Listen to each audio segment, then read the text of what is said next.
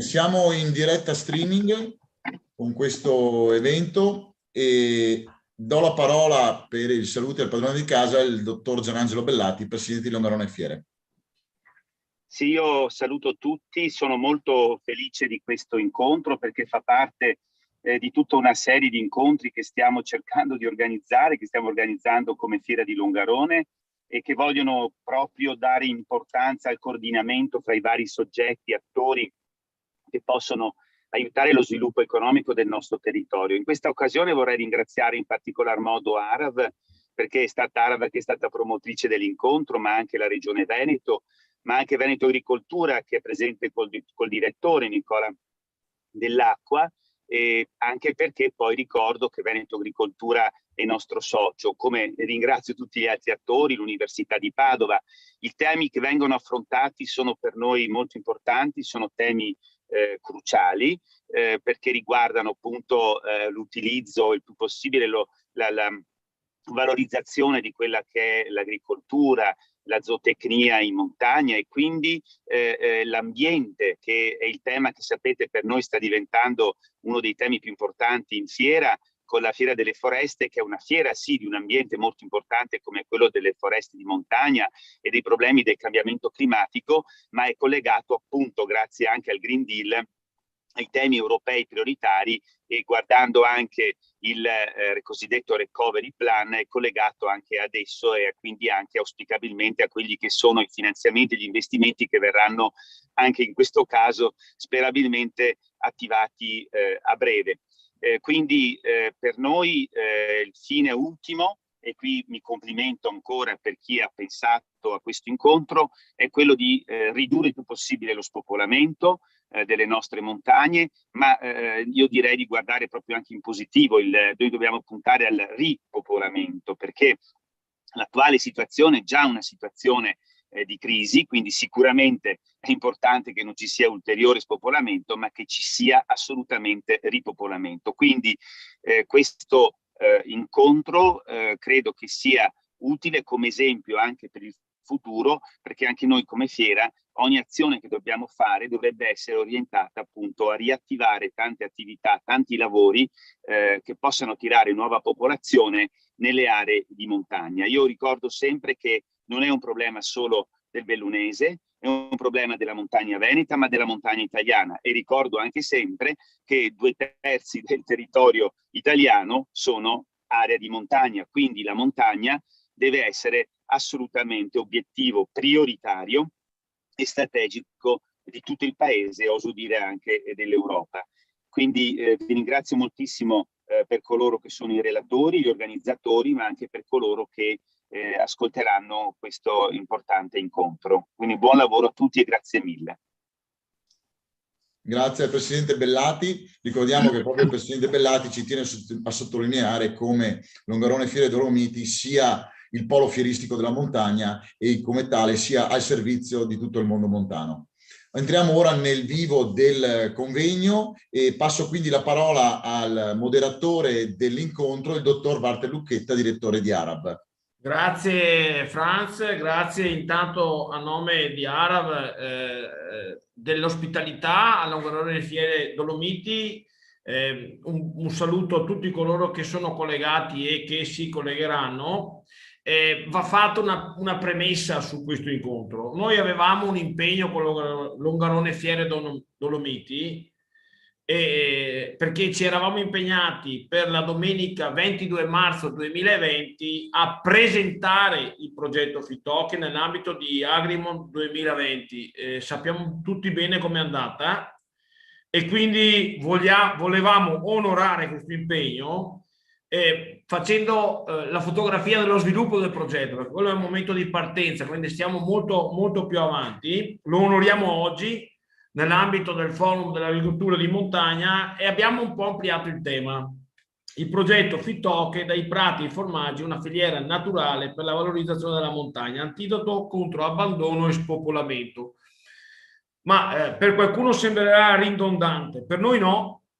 Per noi no, perché intanto le grandi cose partono sempre dalle piccole cose. Secondo, quando arriveremo alla fine di questa giornata, di questo incontro, pensiamo di far capire perché per noi è importante questo progetto nella catena collinare montana del Veneto intero. Per noi veramente è un momento importante ed è un progetto importante. Ricordiamo che questo progetto è realizzato all'interno del piano di sviluppo rurale della Regione Veneto 2014, ormai 2022, perché sappiamo bene che siamo non è più 2020, e all'interno della misura 16.1 e 16.2. Come diceva Franza Zanne, siamo collegati in piattaforma Zoom, in diretta streaming e condiviso su pagina Facebook di Arao tramite il supporto tecnico del nostro presidente. Parlavamo di Regione Veneto, bando ai preamboli, ringraziamo tutti e noi passiamo subito la parola per un saluto e per l'introduzione del convegno al direttore della direzione agroalimentare della Regione Veneto, il dottor Alberto Zannol, al quale cediamo la parola.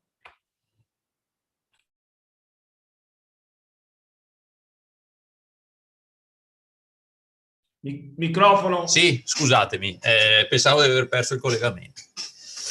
Allora, buongiorno a tutti. Vedo che 110 partecipanti non è un numero così a caso, quindi vuol dire che la cosa è una cosa sentita e diciamo così conseguentemente di valore. Allora, come ha detto il direttore, che ringrazio per appunto avermi ceduto la parola, si tratta di un progetto finanziato con il programma di sviluppo rurale all'interno della misura che è la misura di cooperazione. Non stiamo qui a ridire cosa significa cooperazione nell'ambito del programma di sviluppo rurale, ma la cosa fondamentale che voglio ricordare a tutti è che la funzione principale di questa misura è quella di fare in modo che ci siano delle aggregazioni di soggetti diversi, funzionali alla possibilità di risolvere dei problemi, ovvero di andare a individuare delle opportunità per rispetto evidentemente ad una tematica o rispetto evidentemente ad uno specifico settore. Questo progetto Fittoche ha una strada lunga. Ha una strada lunga perché nasce da un primo passo che è stato, diciamo così, il padre di questo progetto. È stato un primo passaggio legato all'innovation brokering, il cosiddetto Fittoche 1, che ha consentito di andare a identificare in maniera puntuale e a circoscrivere anche quelle che erano le tematiche da dover diciamo così, approfondire, e andare anche ad individuare quelli che erano i soggetti da dover integrare in queste tematiche e funzionali evidentemente allo sviluppo delle tematiche. È un percorso, peraltro, che è, direi, il percorso che l'Unione Europea si era prefissata al momento in cui aveva adottato con i regolamenti del 2013, aveva adottato la misura della cooperazione. Perché l'ottimale è proprio quello, innanzitutto, di individuare bene, circoscrivere e definire le cose da dover fare, individuare bene e circoscrivere le cose che possono essere fatte e da chi possono essere fatte, e dopodiché passare alla fase attuativa. Questo percorso consente di fare in modo che la fase attuativa dia i risultati, che siano risultati positivi o che siano risultati negativi, l'importante è che siano risultati, che devono essere poi trasferiti al sistema a cui fa riferimento per dare informazione e formazione. Può essere un'informazione positiva, ma anche un'informazione assolutamente negativa. L'importante è per fare in modo appunto che il sistema non faccia eventuali errori.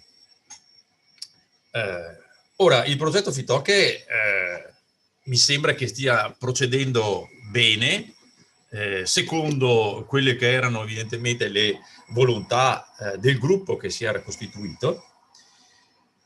e mi sembra anche che stia evidenziando delle caratteristiche assolutamente positive. Qui non stiamo parlando di verifica in negativo, cioè verifica che le cose non hanno senso, non possono essere fatte, ma stiamo verificando, pian piano stanno verificando, vedo che stanno verificando, che l'idea iniziale ha un valore, può essere definita come valore e può portare ad un aumento di quello che è il valore aggiunto, ovvero quanto può rimanere nell'ambito evidentemente della catena produttiva, quanto può rimanere al sistema produttivo primario.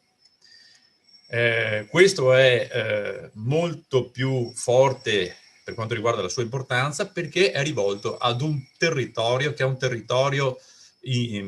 territorio molto particolare, il territorio montano, che è naturalmente dipendente dalle produzioni zootecniche. Questo non dobbiamo dimenticarlo, è naturalmente dipendente, perché senza le produzioni zootecniche in territorio montano non ci può essere la montagna come l'abbiamo sempre considerata e come vorremmo che rimanesse e che addirittura andasse a migliorare. Quindi io vedo in questo progetto un interessante laboratorio per arrivare ad una definizione di un vero e proprio programma o anche un'azione direttamente applicativa per fare in modo di valorizzare al massimo quello che è il legame tra territorio e prodotto, che è alla base di quella che è non solo la politica, chiamiamola così, locale, ma comincia a essere anche alla base di quella che è le direttive e le indicazioni della Commissione europea per quanto riguarda il prossimo periodo di programmazione.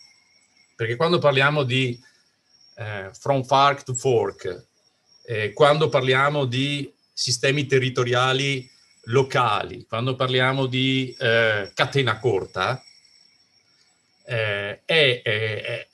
non è altro che l'evidenza porta a fare in modo che ci sia la possibilità di individuare su base scientifica quello che è il legame tra territorio e produzione, in questo caso zootecnica, ma comunque di produzione alimentare. E in secondo luogo una valutazione di questo, come posso dire, di questo legame scientifico esistente da un punto di vista economico.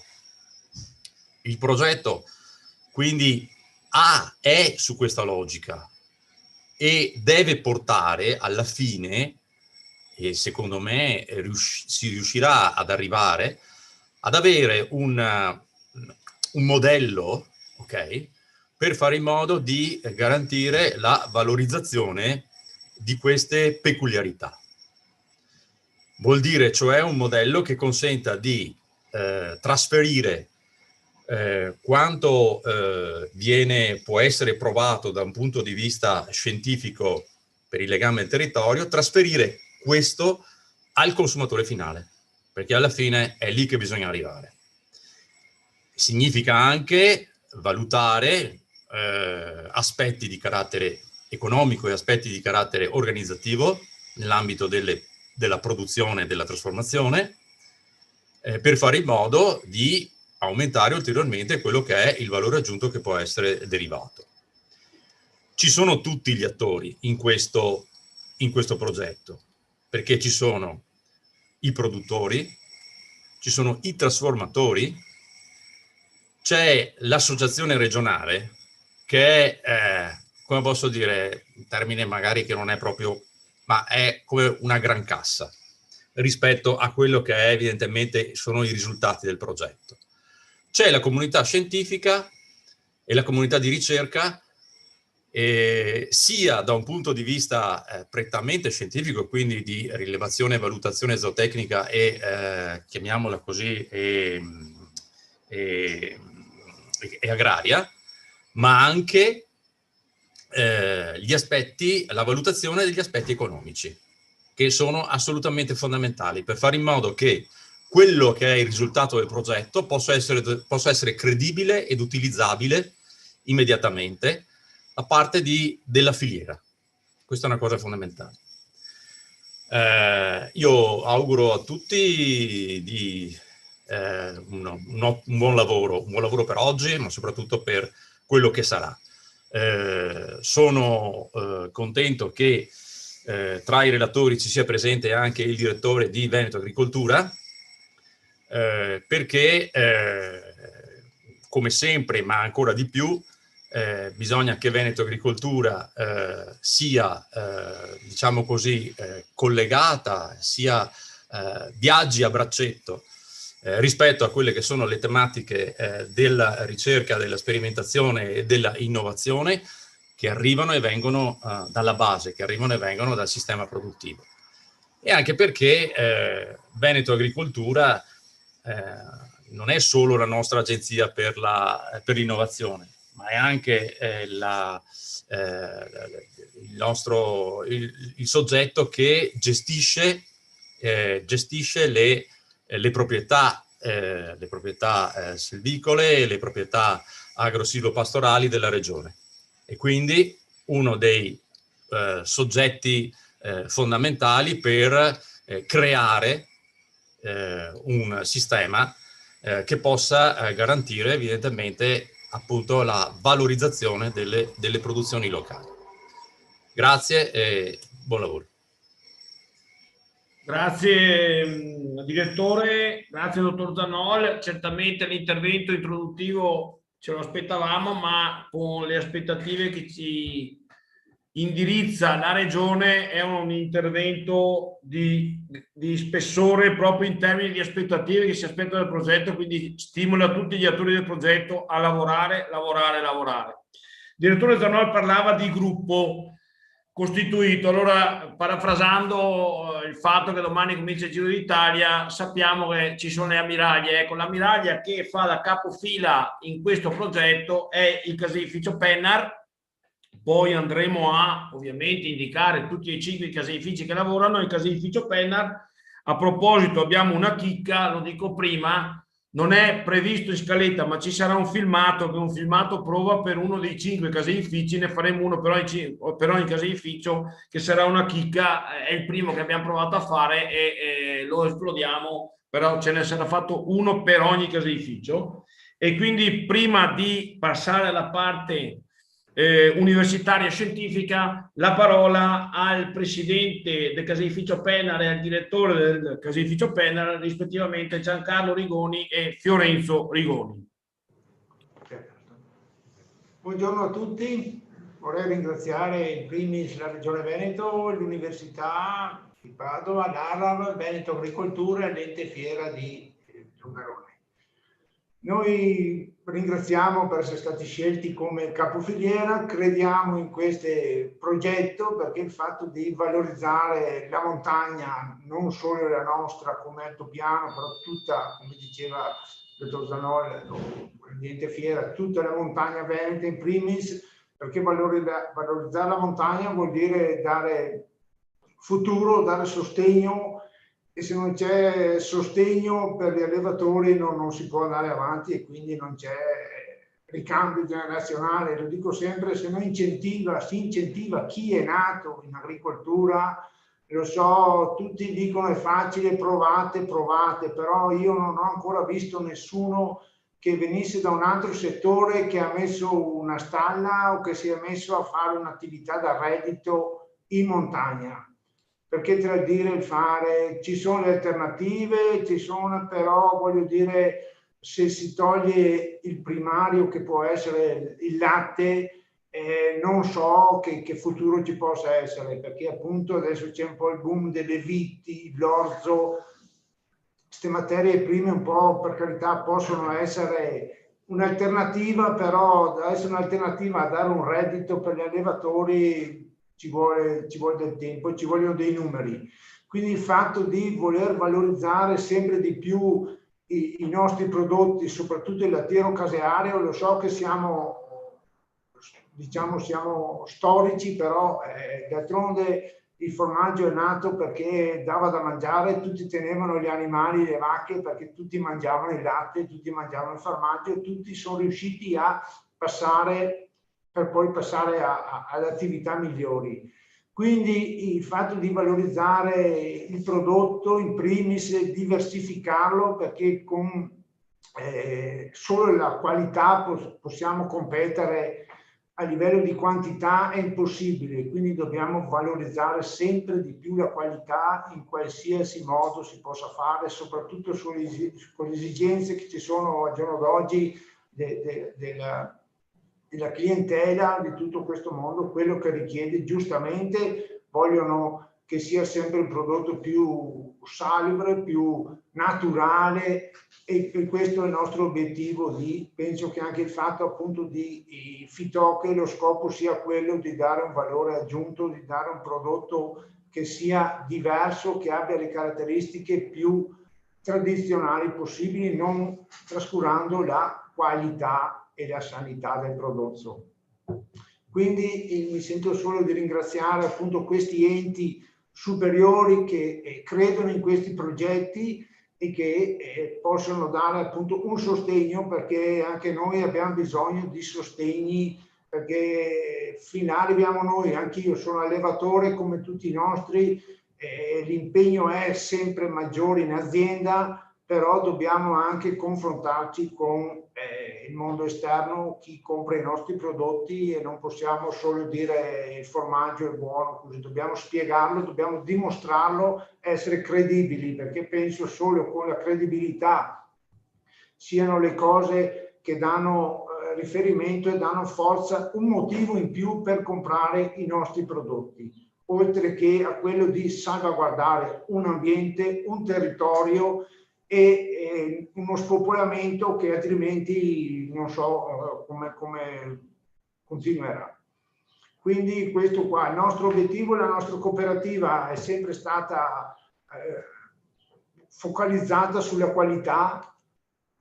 Noi siamo 50 soci, però di contro abbiamo anche 50 dipendenti, che è una cosa assurda se andiamo a vedere su un bilancio di certe aziende. Però col discorso di cercare di vendere i nostri prodotti nei nostri spazi, sfruttare tutti i giorni dell'anno, fare un prodotto di qualità con la tradizione, quindi anche con la manualità, con le caratteristiche, con i tempi storici, diciamo, ci vuole personale poco da fare, perché ci prendono anche in giro, dicono ho lavorato un tot di latte e noi ne lavoriamo 5 volte tanto con metà persone. Però noi abbiamo questa caratteristica, cerchiamo, finora ci ha dato ragione, speriamo di mantenerla. Ecco. Spero che appunto la collaborazione con ARAP, con tutti gli enti che sono proposti, collegati con la politica, con tutti questi che fanno da tramite con la comunità europea, possa essere una cosa che porti a un sviluppo, una continuità e un miglioramento, a sostenere, a vivere in montagna, perché vivere in montagna, come lo sapete tutti, quelli che sono in montagna è difficile. Anche ieri mattina era 1 grado, non so se è l'8 di maggio essere 1 grado al mattino, penso che sia un ambiente un po' difficile da gestire. Veniamo da un inverno duro, se non durissimo come erano 30 anni fa, però li abbiamo passato. Ecco, ringrazio tutti e spero che poter vederci tutti in tempi migliori anche dal vivo, per poter condividere tutti questi nostri obiettivi, e il fatto di poter appunto discutere anche tra realtà simili di montagna, zone, scambiarci se ci sono dei progetti o delle cose che possono aiutare a vicenda. Ringrazio tutti, buona giornata.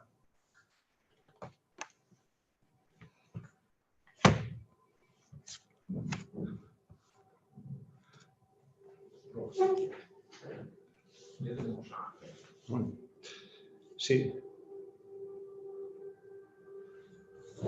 Walter. Vai Fiorenzo, vai. Tutto insieme, tutto automatico, bene. Buongiorno a tutti, io sono Fiorenzo Rigoni, sono direttore del caseificio Pennar e Da qualche anno, da 6 anni, sono anche presidente del Consorzio Tutela Formaggio Asiago.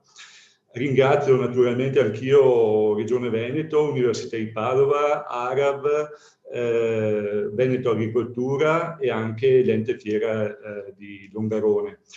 Il progetto Fitoche è un bellissimo progetto, un progetto che aiuta noi e gli altri caseifici della montagna veneta a crescere nella conoscenza reciproca innanzitutto e soprattutto nella consapevolezza di chi siamo e di che cosa rappresentiamo.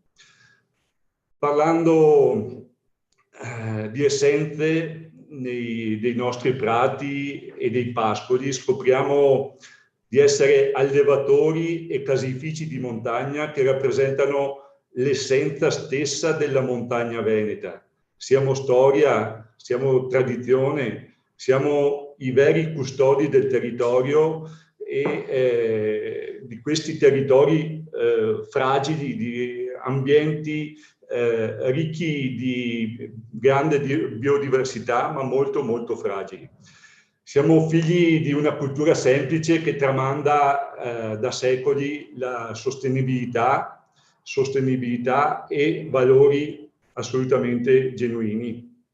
Come caseificio Pennar di Asiago crediamo molto in questo progetto, in quanto da molti anni i nostri amministratori, avete sentito il nostro presidente con che forza porta avanti questi nostri valori.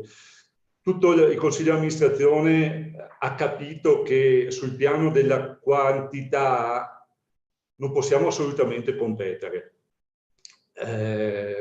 Possiamo competere solo nella qualità e su questo puntiamo. L'unica possibilità per noi è la ricerca spasmodica di qualità. Qualità intesa in molte sfaccettature, in molti tasselli. Ecco che questo progetto diventa un tassello importante perché ci fornisce le basi solide, dimostrando la qualità non solo sensoriale ma anche nutraceutica delle nostre produzioni. Ci consente di avere altri importanti argomenti di differenziazione e valorizzazione da spendere per promuovere sempre più meglio i nostri formaggi.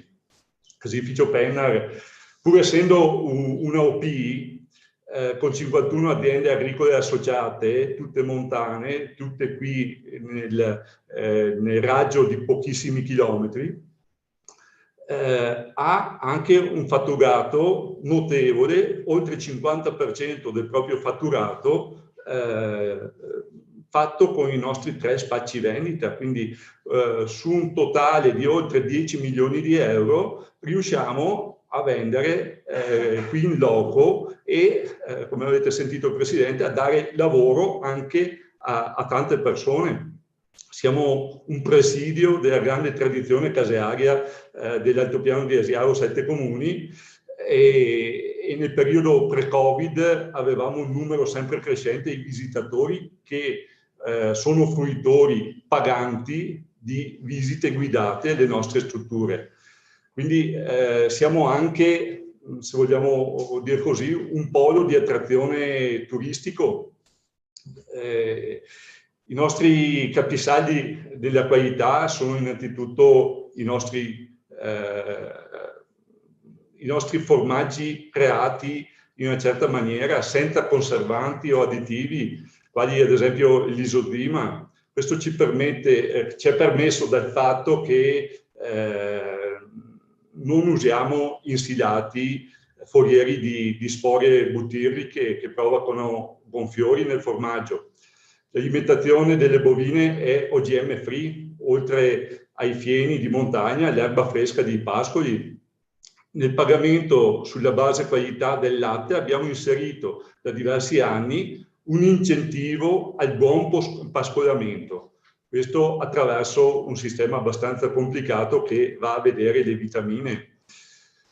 Questo ci permette di avere formaggi anche di buonissima qualità. Siamo sempre più conosciuti e i nostri prodotti hanno ottenuto ambiti riconoscimenti sia in campo regionale che nazionale che internazionale. Basti pensare che nell'ultima edizione del World Cheese Award siamo riusciti a portare a casa come caseificio il maggior numero di prodotti premiati, ma questo a livello mondiale, quindi una grande soddisfazione per noi. Ma vorrei soffermarmi non su questi aspetti, tra virgolette, tecnici, vorrei soffermarmi più sui valori che il progetto Fittoche ci propone. E questo non posso che considerarmi fortunatissimo. Vorrei assieme a voi condividere magari qualche mio ricordo da bambino, no?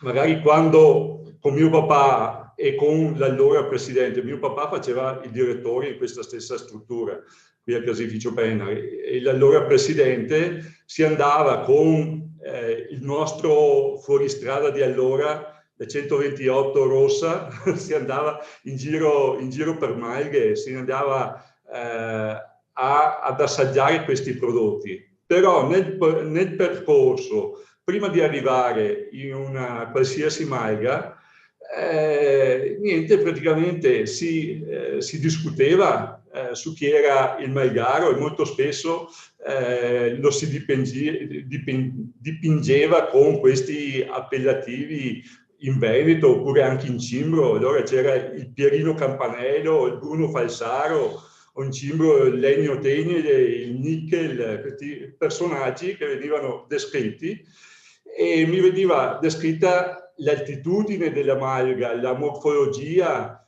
le vallette, cioè le tellale in Cimbro, le motole, gli echelen, tutto quel che era la morfologia della malga. E poi si continuava con l'esposizione al sole, il tipo di terreno, se era l'omp, cioè argilloso, o con buona terra nera, o ghiaioso, sassoso, che erano elementi fondamentali per stabilire il tipo di pascolo, se era magro, se era pingue, o le tipologie di erbe. Quelle erbe, fiori e frutti di bosco, con spesso il loro nome magari o in Cimbro, in Veneto, e niente che magari in Cimbro non conosco ancora il loro nome in italiano.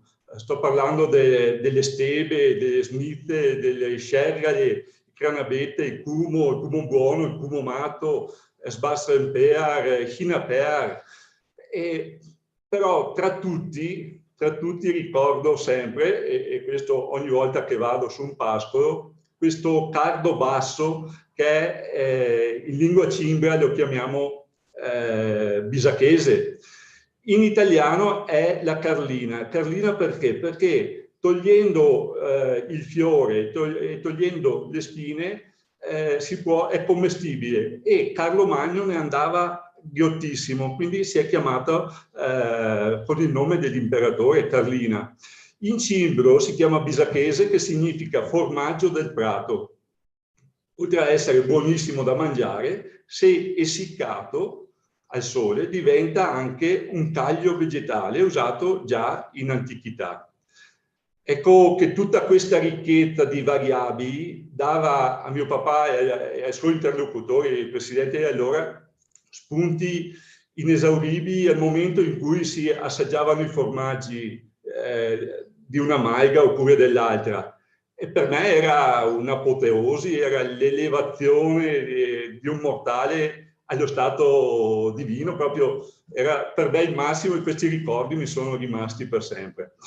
Ora penso che le mucche degli allevamenti intensivi o semi-intensivi che vanno per la maggiore nella pianura padana, purtroppo con la loro razione fatta troppo spesso con tanto mais e tanta soia, magari transgenica, proveniente via nave dal Brasile o dagli Stati Uniti.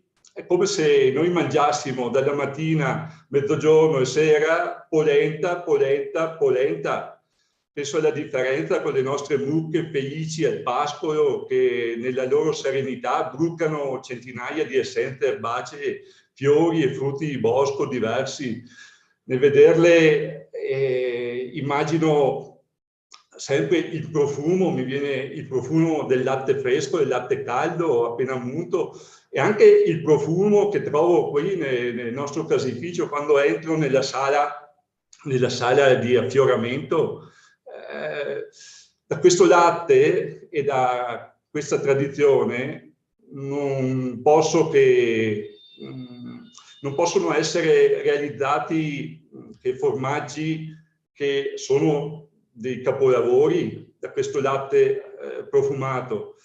I veri tesori che dobbiamo sapientemente valorizzare perché custodiscono la meraviglia, l'essenza di tutta la nostra montagna veneta. Ecco che questo progetto ci porta a questo, e con questo sento il dovere di ringraziare chi questo progetto l'ha pensato e l'ha voluto. Grazie.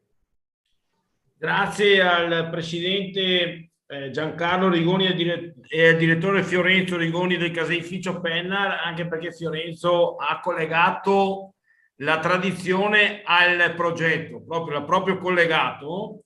Passiamo, ha fatto veramente un volo d'angelo molto molto interessante, molto interessante. Ho visto anche molto accalorato Fiorenzo, che di solito è uno che si accalora poco, l'ho visto anche molto accalorato, questo mi fa piacere, lo dico proprio personalmente. E me ne dispiace.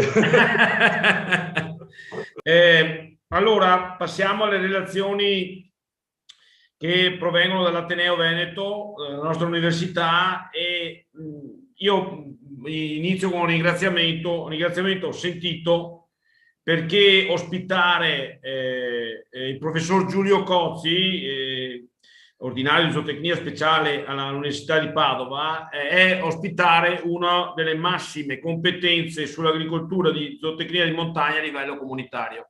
E quindi ci fa piacere questo suo intervento che non poteva mancare posto all'interno di questo progetto. Prego, professore. Ma io intanto ringrazio per questa presentazione. Dirmi massimo esponente non lo so, io sono nato in montagna, in una montagna diversa da quella veneta, che è la montagna dell'Alto Friuli, e quindi ho appunto la montagna nel cuore e nel DNA, e per questo ho sempre considerato all'interno di quella che è la mia attività di ricerca un angolo da spendere per questo formidabile ambito territoriale, formidabile quanto fragile. Mi permetto innanzitutto di ringraziare chi oggi mi ha voluto presente e quindi gli organizzatori di questo momento di confronto, i tanti amici che ho potuto vedere, anche il dottor Zanol, che era un mio compagno di corso e che mi fa piacere rivedere anche lui, ahimè, un po' bianco di capelli, ma vuol dire che abbiamo fatto tanta strada. Ecco. Bene, vorrei appunto in questa mia breve relazione segnalare quelle che sono alcune indicazioni, ovviamente alcune indicazioni scientifiche relative a quello che deve essere la zootecnia di montagna in un ambito ovviamente moderno, ma in un ambito, vorrei dire, anche produttivo e soprattutto sostenibile. Partendo da un punto fondamentale, che è già stato detto e che ripeterò molto molto rapidamente, che in montagna l'agricoltura è un fondamentale settore produttivo. È un settore produttivo, ma è anche un settore di tutela e manutenzione del territorio. L'agricoltura in montagna ha dei numeri ancora importanti. In Europa dobbiamo stimare che almeno quasi poco meno del 20% delle aziende agricole siano localizzate nel territorio di montagna e questo accolga circa un 10% no, del totale del bestiame allevato. Nel nostro paese gli ultimi dati censuari che saranno rinnovati quest'anno ci dicono che almeno il 18% del patrimonio bovino italiano è allevato in montagna. E e dell'agricoltura in montagna e della zootecnia in montagna sappiamo molto. Sappiamo che, e ce lo ha detto, direi con quel giusto calore, no? Fiorenzo Rigoni, sappiamo che dalla zootecnia di montagna noi otteniamo dei prodotti eccellenti, dei prodotti che fanno parte della storia lattiero-casearia di questo paese, no? 27 DOP italiane. Ricordo che l'Italia è il paese che ha più DOP e soprattutto più DOP che si legano al territorio alpino. 27 DOP appunto hanno radici in questo ambito territoriale e quindi è importante ricordare questo aspetto, no?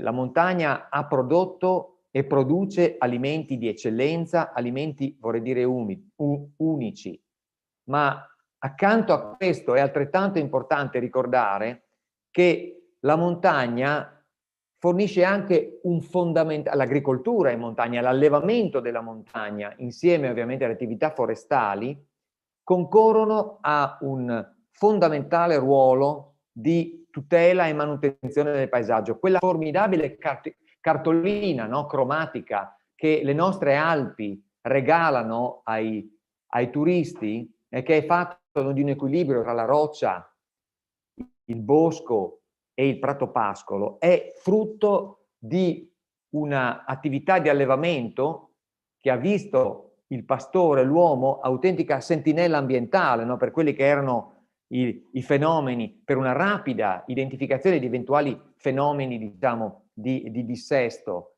E quindi un uomo che, difendendo i propri prati, i propri pascoli, lavorava in maniera assolutamente, forse anche inconsapevole, ma certamente in maniera totalmente non retribuita, a regalare alla montagna un importante appunto servizio per quella che è la parola, una parola molto in voga, che è la sostenibilità. Ma la montagna è anche altro, la zootecnia in montagna è tradizioni, è turismo oggi, capite? Tutti questi eventi, no? Le desmontegade, i combattimenti fra le regine, questa interazione sempre più stretta, no? Che il turista vuole con chi lavora facendo allevamento in montagna, dimostrano come il primario deve essere un attore vivo per dare vita,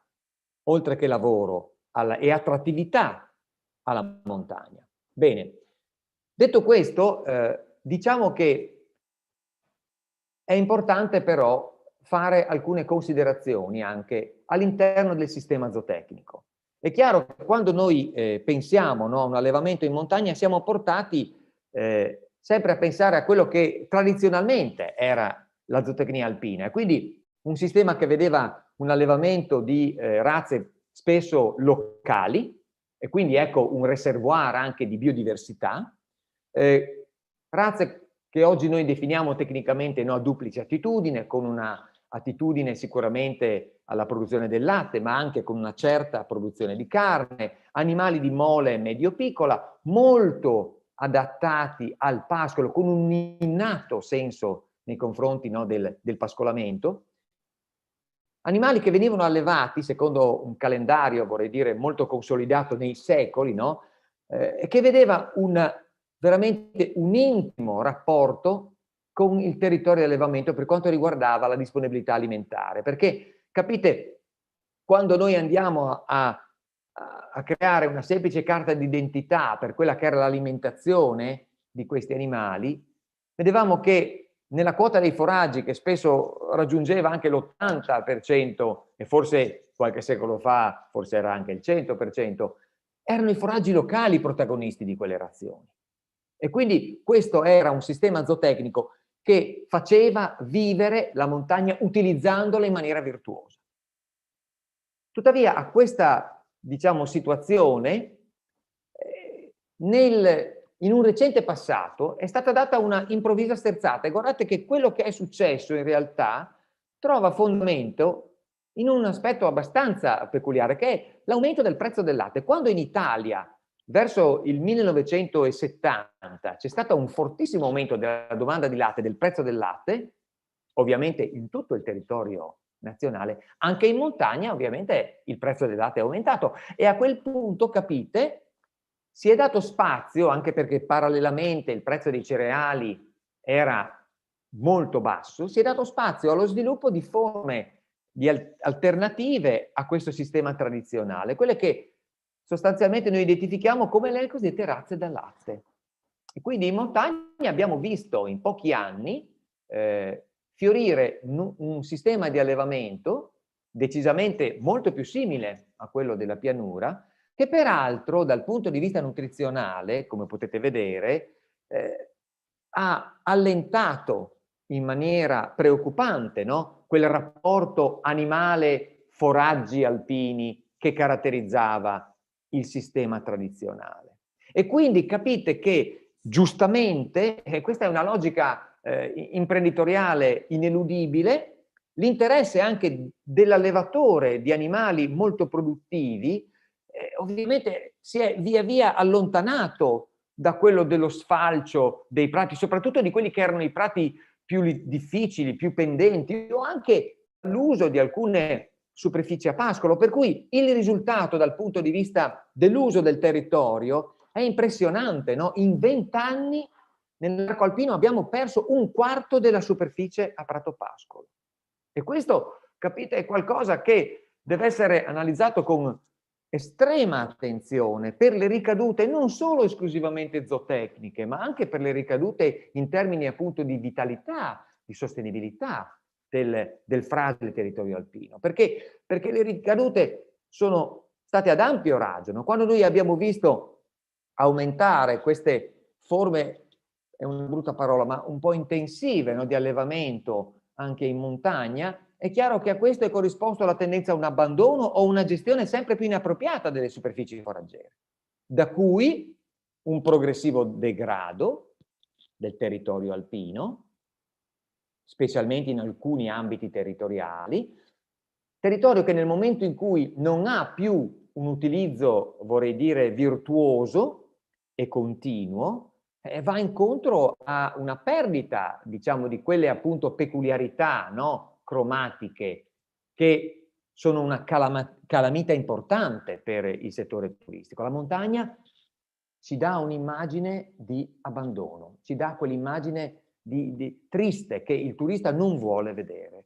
Ma c'è anche un aspetto che arriva poi alla qualità dei formaggi, perché è chiaro che nel momento in cui in mangiatoia o al pascolo, se gli animali ci vanno al pascolo, il foraggio lascia spazio, capite, ai concentrati, noi andiamo a perdere quella che è l'impronta, quella che io definisco il terroir, richiamandomi un po' così, rubando questo termine a chi oggi produce il vino, no?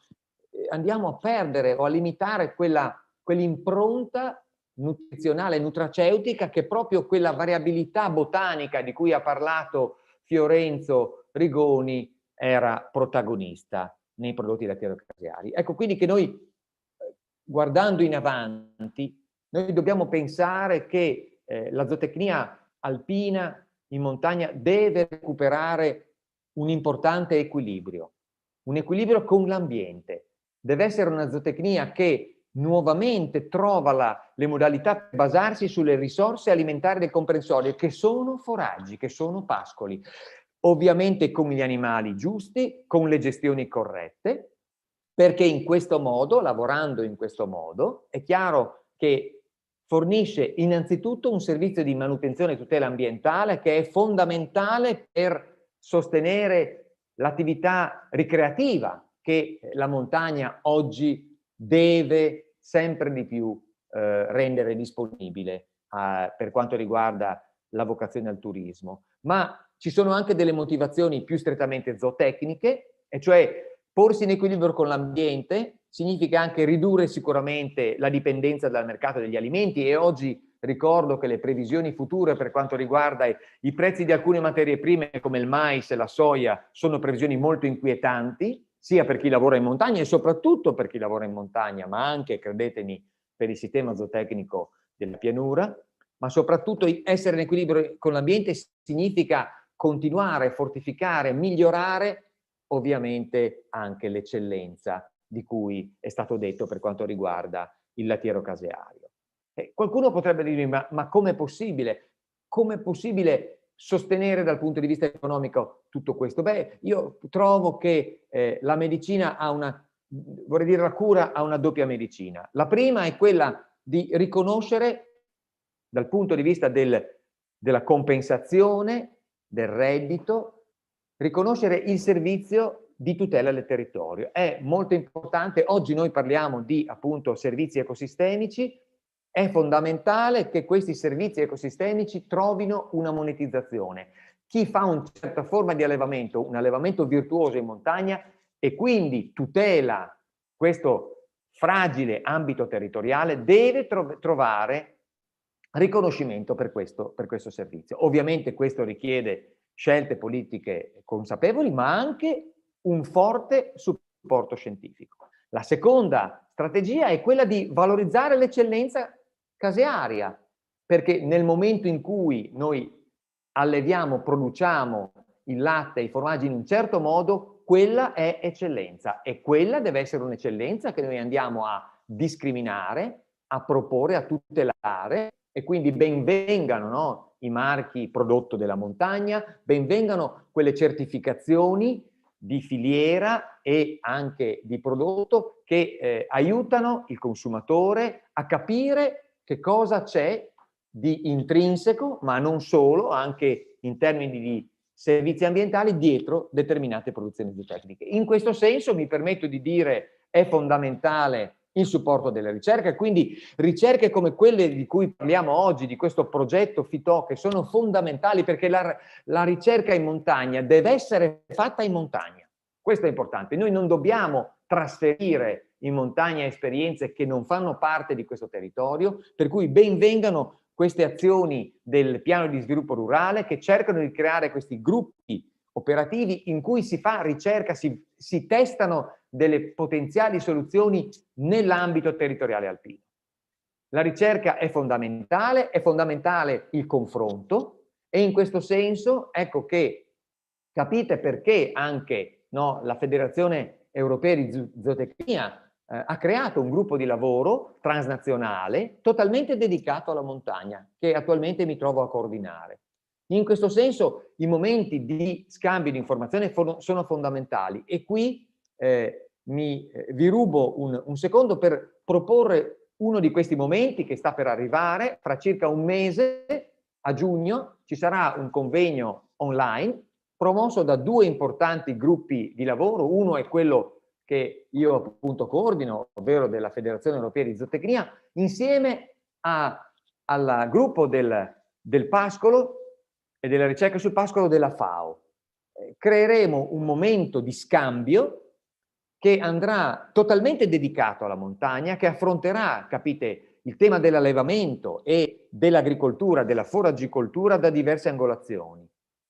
Qui vedete le diverse sessioni che in un certo senso, guardate, vanno a coprire un po' tutte quelle che sono le attuali tematiche, no, sul tavolo dell'agricoltura di montagna, no? Dai sistemi di allevamento, dall'agricoltura di precisione, dalla qualità dei prodotti, fino ad arrivare anche a questa, diciamo, difficile, no, convivenza tra gli animali di interesse domestico e i carnivori. Concludo quindi dicendo che in montagna l'agricoltura è vita. Agricoltura e zootecnia sono fondamentali per quella che è la vita delle popolazioni alpine, per quella che è l'attrattività, diciamo, turistica di questo ambito territoriale. Ma attenti, l'agricoltura, zootecnia e montagna non sono solo vitali per quell'ambito territoriale, ma anche per i territori che stanno a valle della montagna. Perché dalla montagna e dall'agricoltura in montagna dipendono un fondamentale presidio del territorio e una qualità del paesaggio, ma dipendono anche la gestione di fondamentali risorse, prima tra tutte quelle dell'acqua. Dipende anche un'attività di tutela della biodiversità animale e vegetale, e infine anche un'importante azione per quanto riguarda la mitigazione e il contrasto al cambiamento climatico. Non dimentichiamoci che una montagna che muore è una montagna che riprenderà una naturalità che sarà molto diversa da quella che noi pensiamo sognando, capite, una il nostro vivere in montagna e il nostro vivere la montagna da turisti. Ecco, io vi ringrazio per questo momento che mi avete dedicato e ovviamente resto a vostra disposizione. Grazie professor Cozzi, e ho visto che oltre alla competenza, anche in questo caso ho visto tanta passione e tanto amore per la montagna, e ci ha tirato la volata a parlare di Fitoche e con una premessa che è questa: con il mese di marzo il responsabile scientifico, col mese di marzo di quest'anno, il responsabile scientifico del progetto è cambiato. Noi sappiamo che il professor Martino Cassandro ha assunto l'incarico di direttore dell'Associazione Nazionale Allevatori della Razza Frisona italiana e della Jersey, e il suo posto è stato, nell'equipe che segue scientificamente questo progetto, è stato preso dal professor Mauro Penasa. Allora, è vero che non era in programma, ma riteniamo corretto passargli la parola intanto, formulandogli i migliori auguri di proseguire il lavoro, e di questo ringrazieremo sempre il professor Cassandro finora svolto, e anche per fare un passaggio. Qualcuno mi ha detto: ma Fitoche, ma non c'era uno, Fitoche 2, ma sono 2 progetti. Beh, in pochissimi minuti il professor Penasa spiegherà il passaggio da Fitoche 1 a Fitoche 2, già tra l'altro premesso dal dottor Zanon nel suo intervento. Prego, professor Penasa. Perfetto, buongiorno a tutti intanto, e volevo ovviamente unirmi ai ringraziamenti che chi mi ha preceduto ha fatto nei riguardi ovviamente dei presenti, quindi vedo un nutrito folto di pubblico. Ovviamente voglio ringraziare appunto i caseifici, ARAB, l'università, e ricordo che oltre al dipartimento in cui appunto sono inserito c'è anche il dipartimento TESAF in questo progetto, e la Regione Veneto, Veneto Agricoltura, e tutti gli enti che insomma sono in qualche modo parte, no, di questo percorso. Intanto voglio anch'io ovviamente ringraziare Martino Cassandro, perché ovviamente ha fatto un lavoro molto importante, quindi io subentro, spero insomma di essere poi all'altezza, no, di questo compito. Martino è molto, molto conosciuto insomma in Veneto e non solo, quindi adesso, come diceva il direttore Lucchetta, riveste un ruolo diverso, ma è comunque insomma molto, molto importante. Quindi insomma gli faccio i migliori auguri e lo ringrazio insomma per quanto diciamo è riuscito a fare in questo progetto, come ben sapete anche in diversi altri progetti. Allora, in realtà molte diciamo delle cose che sono state dette da chi mi ha preceduto in qualche modo hanno riassunto il progetto Fitoche, perché si sono introdotte diverse parole chiave che sono poi le parole chiave del progetto. Si è parlato di sostenibilità, di montagna veneta, si è parlato di qualità, di filiera, di aggregazioni, di valore aggiunto. Sono tutte ovviamente parole estremamente importanti. Il progetto Fitoche infatti significa dai prati ai formaggi, per dare ovviamente l'idea della filiera innanzitutto, per far capire che è complesso, diciamo, nella sua natura, ma proprio perché vuole dare delle risposte positive e vuole dare delle risposte a tutti i livelli, diciamo, della filiera. Quindi stiamo parlando di montagna. Anch'io come Giulio provengo, in realtà sono montanaro di origine fino a quando non ho iniziato l'università, da una montagna diversa da quella veneta e friulana, che è quella trentina, quindi insomma abbiamo chiuso il cerchio del Triveneto da questo punto di vista, ma per dire che comunque conosco anche bene quelle che sono le problematiche della montagna. Ho lavorato per diverse diciamo stagioni estive in Malga, quindi so anche quelli che sono insomma altri aspetti. Allora, voglio fare un intervento molto breve in realtà, perché ripeto, molte cose sono state già dette e quindi volevo, diciamo, questo intervento vuole traghettare un po' questo incontro, questo webinar, da chi mi ha preceduto a quella che è poi la parte più tecnica, quindi alcuni interventi, diciamo, sui lavori fatti nell'ambito del progetto Fitoche. Ecco, diceva il direttore, importante capire, no, questi passaggi, no, quella che è stata l'evoluzione del progetto Fitoche, perché, e questo l'ha ovviamente anche sottolineato il dottor Zanol nel suo intervento, c'è stata una prima fase, no, cosiddetto Fitoche 1, che appunto denominato Innovation Brokering, che ha avuto un obiettivo molto chiaro e molto preciso, e da questo punto di vista vorrei insomma ringraziare anche la Regione Veneto che ha voluto, no? Ha previsto questa importante fase, diciamo, conoscitiva da un lato, una fase, possiamo anche definirla istruttoria per certi versi, una fase che mirava a valutare, diciamo, una sorta di studio di fattibilità del progetto. In che modo? Beh, essenzialmente mettendo attorno a un tavolo diverse realtà, innanzitutto le realtà operative, perché ricordiamo che il FITOCHE nasce, diciamo, da realtà che operano in montagna, con il supporto poi di ARAV e dell'università, che ovviamente possono fornire una parte tecnico-scientifica importante appunto al progetto. Però fondamentalmente nasce da esigenze del territorio della montagna veneta. E quindi c'è stata appunto la ricerca dei partner, quindi l'aggregazione, la formazione di un gruppo operativo, l'informazione sul territorio. Questi sono stati 10 o 12 incontri nel corso di un anno di attività del FITOCHE 1, proprio per cominciare a parlare, divulgare quelli che potevano essere appunto gli obiettivi, individuare le criticità del sistema e individuare appunto delle opportunità per aggregarsi, affrontare, diciamo, le criticità e possibilmente arrivare ad una risoluzione. Quindi questa fase preliminare poi è culminata, diciamo, dopo un anno, e stiamo parlando 2017-18, culminata con un convegno importante a marzo 2018 a Vicenza, in cui è stato presentato il gruppo operativo, è stato presentato anche il piano delle attività di questo gruppo operativo, che poi è stato valutato, come dire, positivamente dalla Regione ed è stato finanziato quindi il FITOCHE 2, che sostanzialmente è quello in essere. Il FITOCHE 2, ve lo riporto un po' alcuni numeri su questa diapositiva, ma giusto per avere un'idea, ha una durata di 36 mesi, è partito 2 anni fa, quindi siamo circa 2/3 delle attività e si concluderà appunto nel 2022. La Regione ha investito una quota comunque importante, okay? Quindi ripeto, questa lungimiranza è fondamentale, no? Perché le idee si stanno trasformando ovviamente in attività e quindi in risposte alle problematiche che sono state definite appunto nel FITOCHE 1.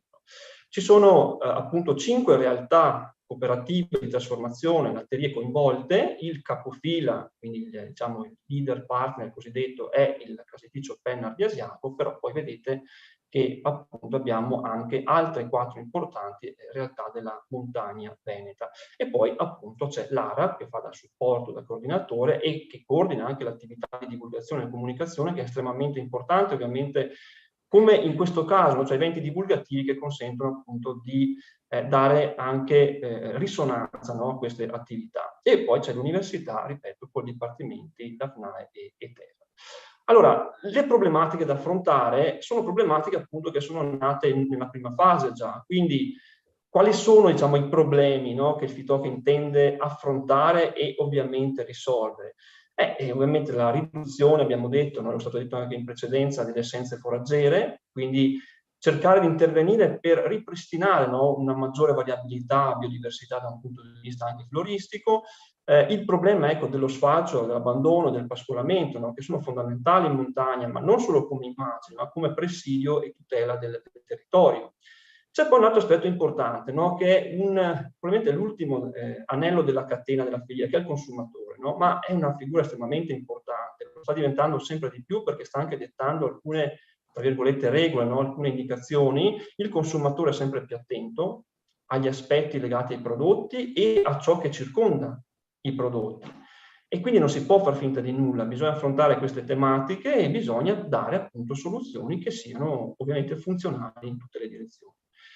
E poi, ecco, la mancanza, ecco, di specifici disciplinari, anche questa è una tematica importante perché crearli può contribuire, diciamo, a un passaporto, no, per i prodotti di montagna. Qual è l'opportunità emersa? L'opportunità in primis, e lo diceva bene il dottor Zannolo, è quella dell'aggregazione, no? Cioè di favorire un processo sinergico tra le maggiori cooperative della montagna casearia, del settore lattiero-caseario della montagna veneta, attraverso un approccio olistico, cioè totale, completo, che parta appunto dai prati e poi arrivi ai formaggi e al consumatore. Quindi nel progetto si parla di aspetti ovviamente storico-culturali, perché è stato detto non bisogna dimenticare le tradizioni, bisogna fare innovazione, ma bisogna farla nel rispetto delle tradizioni che sono un, come dire, francobollo importante della montagna. E poi un altro approfondimento importante è quello dell'adattabilità dei sistemi zootecnici in montagna appunto al territorio, perché ci sono comunque sono state delle evoluzioni, e le relazioni chiaramente con tutta la biodiversità vegetale, quindi prati e pascoli. Sono previste diverse attività, cosiddetti pacchetti di lavoro nell'ambito del progetto Fitoche. Qui ecco, gli obiettivi sono già stati sostanzialmente sottolineati in precedenza con le parole chiave che vi ho detto, no? Quindi contribuire, diciamo, a una resilienza, no? Cioè una capacità del comparto regionale di reagire, soprattutto nel caso della montagna, a eventi avversi, per esempio situazioni che possono essere congiunturali e difficili da affrontare, la tutela dell'ambiente, la mitigazione dei cambiamenti climatici, l'abbandono, okay, delle aree, e poi una cosa molto importante a mio avviso, creare appunto delle sinergie tra ricerca e allevatori, associazioni, comunità, eccetera, no? Proprio nell'ottica finale di capire cosa ci si aspetta, no, da questo progetto. Quindi creare valore aggiunto, e qui lo dicevano bene appunto il caseificio Penna nel suo intervento in precedenza, parlava di valore aggiunto. Ovviamente è importante che tutti gli sforzi che vengono promossi, che vengono fatti nell'ambito di una filiera lattiero-casearia in montagna, trovino poi anche una soddisfazione, diciamo, in termini di valore aggiunto e di apprezzamento. E poi c'è tutta una parte, come dicevo, no, di soluzioni tecniche che possono derivare e gestionali che possono derivare proprio da questo rapporto, da questa aggregazione tra i diversi enti che costituiscono il progetto, per alla fine, e qui concludo, arrivare, come dire, a far sì che gli strumenti o i risultati che si otterranno dal progetto Fitoche possano poi diventare operativi, chiaramente. I caseifici, le realtà coinvolte, soprattutto sul territorio, possono poi farle proprie e utilizzarle ovviamente come meglio credono al loro interno, ma ovviamente dal punto di vista poi dello sviluppo, no? E del miglioramento della propria realtà. Quindi ecco, il mio era solo nuovamente un intervento un po' introduttivo, no, del progetto. Ovviamente non sono andato nei dettagli di tutti quelli che sono i pacchetti di lavoro, le azioni previste, ma adesso nel proseguo vedrete insomma alcuni almeno dei risultati previsti. Quindi io ringrazio di nuovo per la parola e auguro un buon proseguimento a tutti con i prossimi interventi. E grazie al direttore per avermi presentato. Grazie professor Penasa, e proprio entriamo nel vivo del progetto per la parte flora, perché il progetto parte nel momento fondamentale determinante che è la parte floristica e quindi con la relazione relativa proprio ai paesaggi vegetali di interesse zootecnico. La parola al dottore forestale che collabora con questo progetto all'interno del Dipartimento d'AFNAE, il dottor Davide Pasut. Buongiorno a tutti, io vi porto il primo contributo che è sostanzialmente una declinazione di quello che introduceva prima il professor Cozzi nell'ambito di questo progetto, e quindi diciamo così i ragionamenti e le tematiche che ruotano intorno all'erba, che è il primo anello di questa catena, dall'erba al latte, che è uno dei temi del progetto, ma è anche uno dei temi diciamo così, di modo più funzionali per agganciare la sostenibilità sia economica che zootecnica dell'allevamento di montagna ai prodotti caseari. In questo percorso io vi ho declinato in modo divulgativo alcuni concetti ed alcuni risultati del progetto Fitoche, più che altro per farvi capire l'importanza che ha il settore, che non è semplicemente l'allevamento di animali in montagna, ma dietro tutta una serie di servizi dove ruota il valore aggiunto di questi prodotti. Richiamo due concetti molto storici ma molto semplici, che ci fanno capire qual è un po' l'origine storica di questo percorso. L'origine è antica, risale a 8.000 anni fa, nel momento in cui, in una delle diverse migrazioni che si suppongono siano avvenute da parte dell'uomo, sono arrivati i conoscitori delle tecniche di allevamento e di tecniche di coltivazione dal Medio Oriente nell'arco alpino. Era già presente l'uomo, ma quello che ha portato queste conoscenze è arrivato all'incirca 8.000 anni fa, quindi ancora prima dell'età dei metalli. E una delle cose interessanti è che nel momento in cui si è insediato nelle Alpi, dove la parola Alpe ha proprio questa etimologia che deriva da erba, perché a differenza dei Balcani, delle montagne che avevano attraversato prima, non c'era questa particolarità di avere l'erba in cima al bosco, perché nell'arco alpino la vegetazione forestale non raggiunge le cime, ma si ferma prima. E in queste prime forme, diciamo, di utilizzo delle Alpi, parallelamente si è sviluppato l'allevamento transumante e quello, diciamo, montano, legato a insediamenti più stabili, legati alla coltivazione dei cereali, che era possibile fare soprattutto nella parte meridionale, ma non in modo così rilevante come poteva accadere nelle zone più calde. E in queste forme di allevamento l'erba stava sostanzialmente da due parti: nel fondovalle, dove le alluvioni aprivano i boschi e quindi riproponevano delle formazioni temporanee fatte appunto di erbe, e al di sopra del limite della vegetazione arborea. Questo che cosa ci ha portato questa lunga storia? Diciamo che due caratteri diversi dei paesaggi vegetali, quelli legati più ai pascoli e quelli legati ai prati. I più antichi sono quelli legati ai pascoli, perché dietro ci sono sostanzialmente adattamenti delle piante all'erbivoria, cioè al fatto che anche un animale selvatico se ne nutriva, e quindi alcuni caratteri come le spine, come le piante velenose, la tossicità, oppure forme particolari di crescita che riducevano la possibilità di essere brucate da parte degli animali, sono delle particolarità che hanno una buona fetta di erbe dei pascoli, che se l'erano già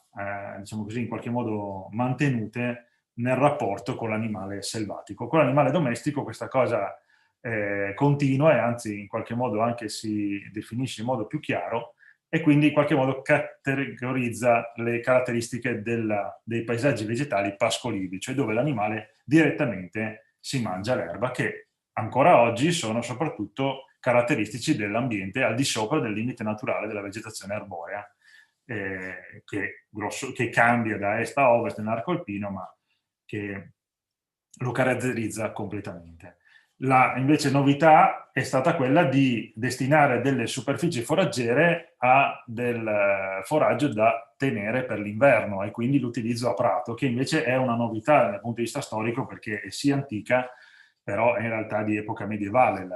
Quell'elemento che lo caratterizza e che dice che questo tipo di gestione era consistente è stata l'invenzione della falce da fino, che è un'invenzione medievale. Prima c'era anche questo utilizzo, ma non era così diffuso e così prevalente, perché la popolazione non era così abbondante ed era possibile pascolare un po' dappertutto, oppure utilizzare altre fonti come il foraggio da foglia. Questo che cosa porta dal punto di vista dei tecnici che si occupano di questi sistemi? Che mentre i pascoli sono in qualche modo dominati da erbe che hanno in qualche modo mantenuto questo rapporto con un animale pascolante, e quindi c'è chi lo tollera e chi lo evita, nel caso dei prati, che sono invece piante derivate dalle chiarie boschive, cioè da questi buchi che si creano intorno nel mezzo del bosco semplicemente per la caduta degli alberi più antichi, prima ancora dell'arrivo dell'uomo, e sono quelle che poi si sono diffuse e sono state favorite dall'uomo per l'utilizzo a prato, che non tollerano il calpestamento, soprattutto perché hanno diciamo così, una taglia maggiore e non sono in grado di ritornare in posizione ottimale per sfruttare la luce, quindi non tollerano l'allettamento, si chiamerebbe in termini tecnici. Questo che cosa vuol dire? Che i due paesaggi vegetali, quello che noi diciamo comunemente col termine prati e pascoli, sono in realtà dal punto di vista tecnico, si portano dietro delle informazioni floristiche completamente diverse, cioè c'è una comunità che in qualche modo può essere presente un po' ovunque, ma in realtà c'è poi una forte caratterizzazione di specie che tollerano il pascolamento e specie invece che tollerano lo sfalcio ma non il pascolamento. Quindi dal nostro punto di vista prati e pascoli non sono sinonimi, ma sono due elementi caratteristici del paesaggio montano, perché entrambi legati alla zootecnia, uno per il pascolamento diretto, uno per il recupero del foraggio invernale. Ecco, in questo quadro il progetto Fitoche, che come avete visto coinvolge 5 caseifici, di cui questa è una cartina veloce per farvi intuire la posizione, quindi 2 sono nell'ambito del Cansiglio, parte dell'Alpago, il Penna nell'altopiano di Asiago e Caverde Bio nella Lessigna, quindi in contesti prealpini,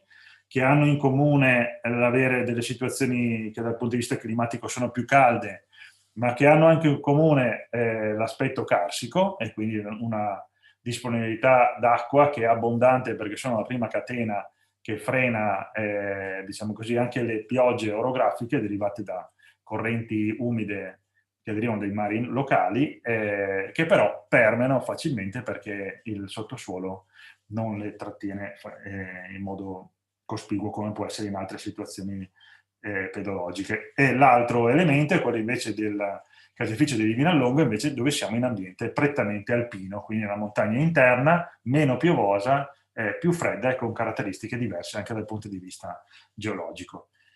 Nel progetto Fitoche l'attività legata all'erba, il primo anello di questo percorso dall'erba al latte, ha previsto una serie di rilievi che venivano fatti in aziende o malghe che confluivano il latte in queste 5 realtà casearie, con lo scopo di andare a vedere che tipo di erba c'è e con quale abbondanza, e dall'altra parte prelevare dei campioni di foraggio che poi destinate poi alle analisi chimiche per vedere che cosa di questi elementi presenti nell'erba di partenza arriva fino al latte e poi ai prodotti trasformati.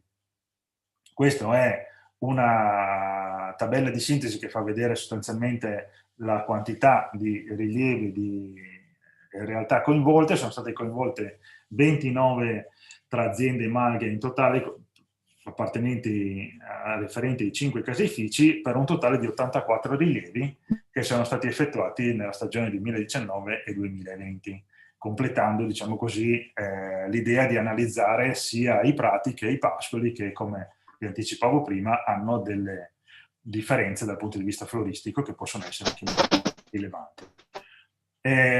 Sui risultati ci sono diversi modi ovviamente di leggere i risultati. Io mi sono fermato sull'aspetto che secondo me è più semplice da comprendere e anche più utile non solo dal punto di vista tecnico ma anche dal punto di vista commerciale. Cioè, una delle cose che siamo andati a misurare è il numero di specie che trovavamo in diversi rilievi. I rilievi sono sostanzialmente delle aree campioni di 100-150 metri quadri, dove i tecnici, io in questo caso assieme alla collega, siamo andati a fare la lista di tutte quante le piante che ci sono dentro e attraverso delle scale di riferimento stimare la loro abbondanza. Noi in realtà siamo andati anche un po' oltre, abbiamo stimato anche la fase di crescita per poter capire quanto questo poi può influire a livello del trasferimento di alcuni prodotti, di alcune sostanze chimiche nei formaggi, e quindi siamo andati a vedere se sono all'inizio della fase vegetativa, in fioritura e così via.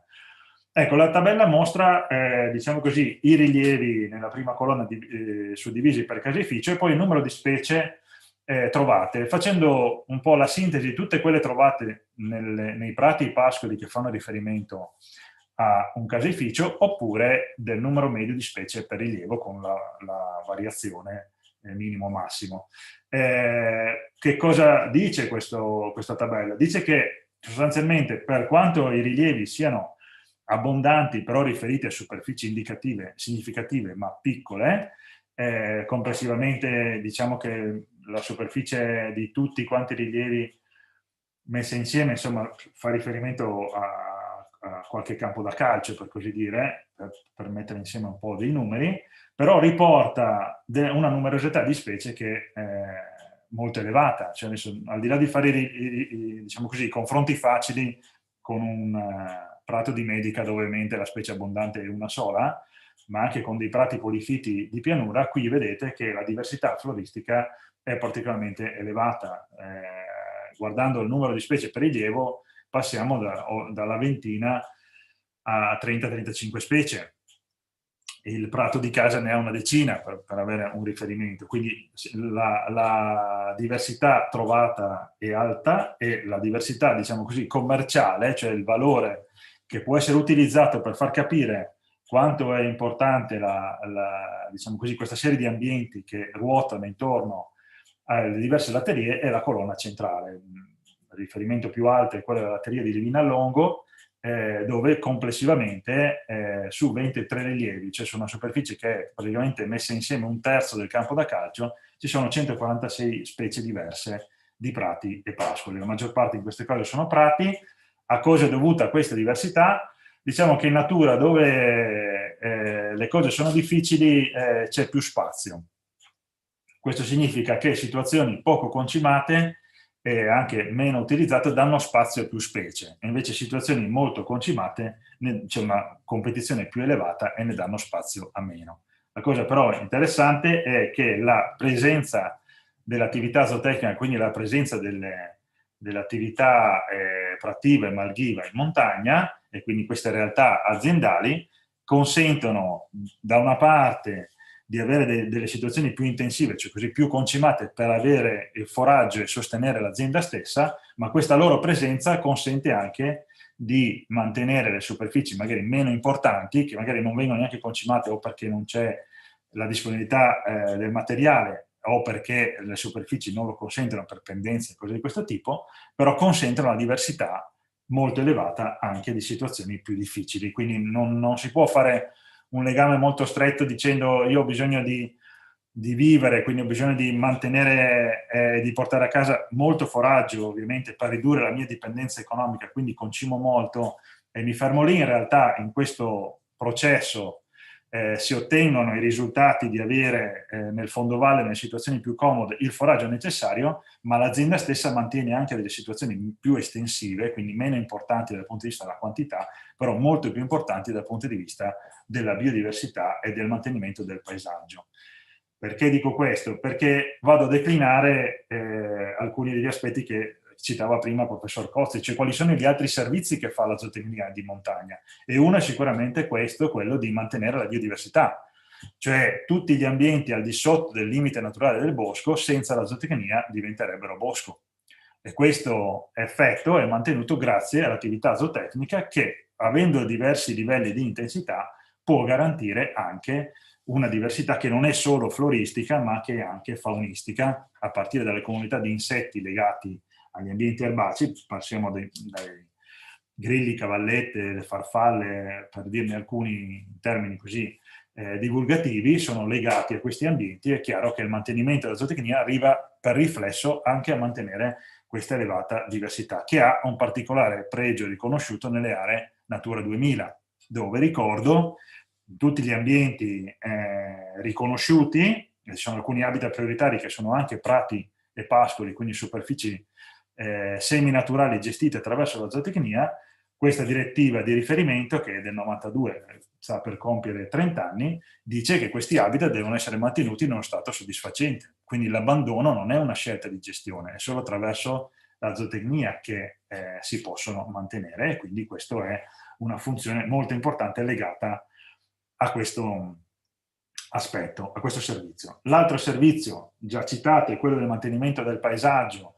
La percezione del paesaggio da parte dell'uomo non è legata alla monotonia, ma alla diversità, cioè l'occhio umano percepisce come bello e più significativo una varietà di ambienti. Quindi rispetto ad avere una montagna che è divisa in modo molto omogeneo tra pascoli, prati e rocce, non è così apprezzabile come un ambiente che all'interno della stessa area ha prati, pascoli e rocce, che è il motivo per cui l'interesse paesaggistico ha un riflesso turistico molto importante, e alcune comunità, lo sappiamo bene, legano molto questo e danno questa grossa importanza alla zootecnia per mantenere questa diversità di paesaggi che, come abbiamo detto, sono legati sia ai prati che ai pascoli. Vado verso la conclusione con l'ultimo aspetto molto importante. Allora, uno dei filoni di ricerca di questo progetto, ma che accomuna l'interesse verso la sostenibilità economica oltre che ecologica di questi ragionamenti sulla zootecnia di montagna, è proprio legata a riconoscere il valore aggiunto di un prodotto di montagna perché svolge i servizi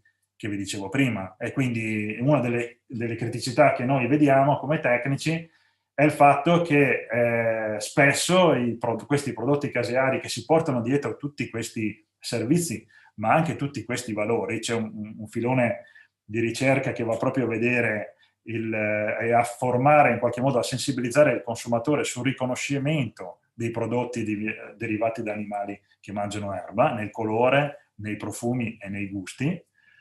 E in questo percorso la cosa che a noi fa rizzare i capelli e dove cerchiamo di lavorare è proprio il fatto che tutto questo lavoro, tutta questa sapere e tutto questo servizio arrivi sul mercato allo stesso prezzo di un formaggio spalmabile. E questo non è possibile, perché i servizi che offre sono molto più alti e ovviamente una delle vie di uscita per la sostenibilità di piccoli caseifici di montagna è proprio il riconoscimento di tutto questo valore aggiunto, sia economico che ecologico, che ho cercato in poco tempo di riassumervi. Io vi ringrazio, lascio i riferimenti anche della mia collega che sostituisco oggi e vi ringrazio ancora. Grazie dottor Pasute, e sappiamo anche la dottoressa Fornaro, che oggi non c'è, che opera assieme in questo progetto. Devo andare un po' di corsa perché non voglio sforare le 13, però qui ascoltiamo tutti, perché sono tutti interventi molto molto molto di spessore e che sono all'interno del progetto. E proprio per collegarci al discorso dei formaggi che faceva il dottor Pasute e alla qualità del latte, lascio la parola proprio perché è stato fatto un lavoro mirato su questo, sempre all'interno di FITO, che è un pezzo, ricordiamo se il progetto termina il prossimo anno, quindi siamo a metà del guado, poco più di metà. L'effetto del pascolo sulla qualità del latte, dei formaggi e sul benessere e la salute degli animali. La parola al dottor Niero, che opera all'interno sempre del Dipartimento da FNAE dell'Università di Padova. Sì, buongiorno a tutti, grazie al direttore Lucchetta per la presentazione, e mi accingo proprio a presentare la parte che riguarda, come diceva il direttore, l'effetto del pascolo sulla qualità del latte e dei formaggi e sul benessere e la salute degli animali al pascolo. E quindi questo mio intervento si inserisce, direi, bene dopo l'intervento di Davide Pasut, perché si basa sul lavoro che hanno fatto appunto gli agronomi di caratterizzazione delle aree pascolive.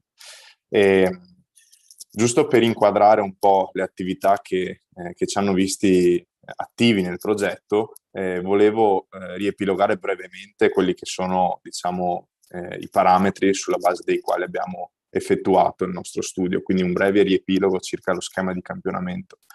Lo schema di campionamento che abbiamo adottato coinvolge un'unica azienda, quindi è una sorta di caso studio da questo punto di vista, che era localizzata nella piana del Cansiglio, l'azienda Lissandri, e ha visto un campionamento mirato al latte individuale che è stato raccolto ripetutamente da tutti i capi della mandria, quindi nello specifico da 52 pezzate rosse e 19 incroci. Allora, fondamentale da questo punto di vista è ricordare che il nostro riferimento era il giorno zero, quello che noi abbiamo definito come il giorno zero, no? Questo giorno zero, che vedete qui nella slide, non è altro che il giorno in cui gli animali sono usciti al pascolo. Quello che noi abbiamo fatto è stato recarci in azienda Lissandri rispettivamente 3 giorni e un giorno prima dell'uscita degli animali al pascolo per fare una sorta di fotografia e campionare tutti gli animali in produzione in fase di allevamento in stalla. Successivamente all'uscita degli animali al pascolo, vedete bene, siamo andati a campionare gli stessi animali a 2, 3, 7, 10, 14, 21, 49 e 91 giorni durante la fase di pascolo.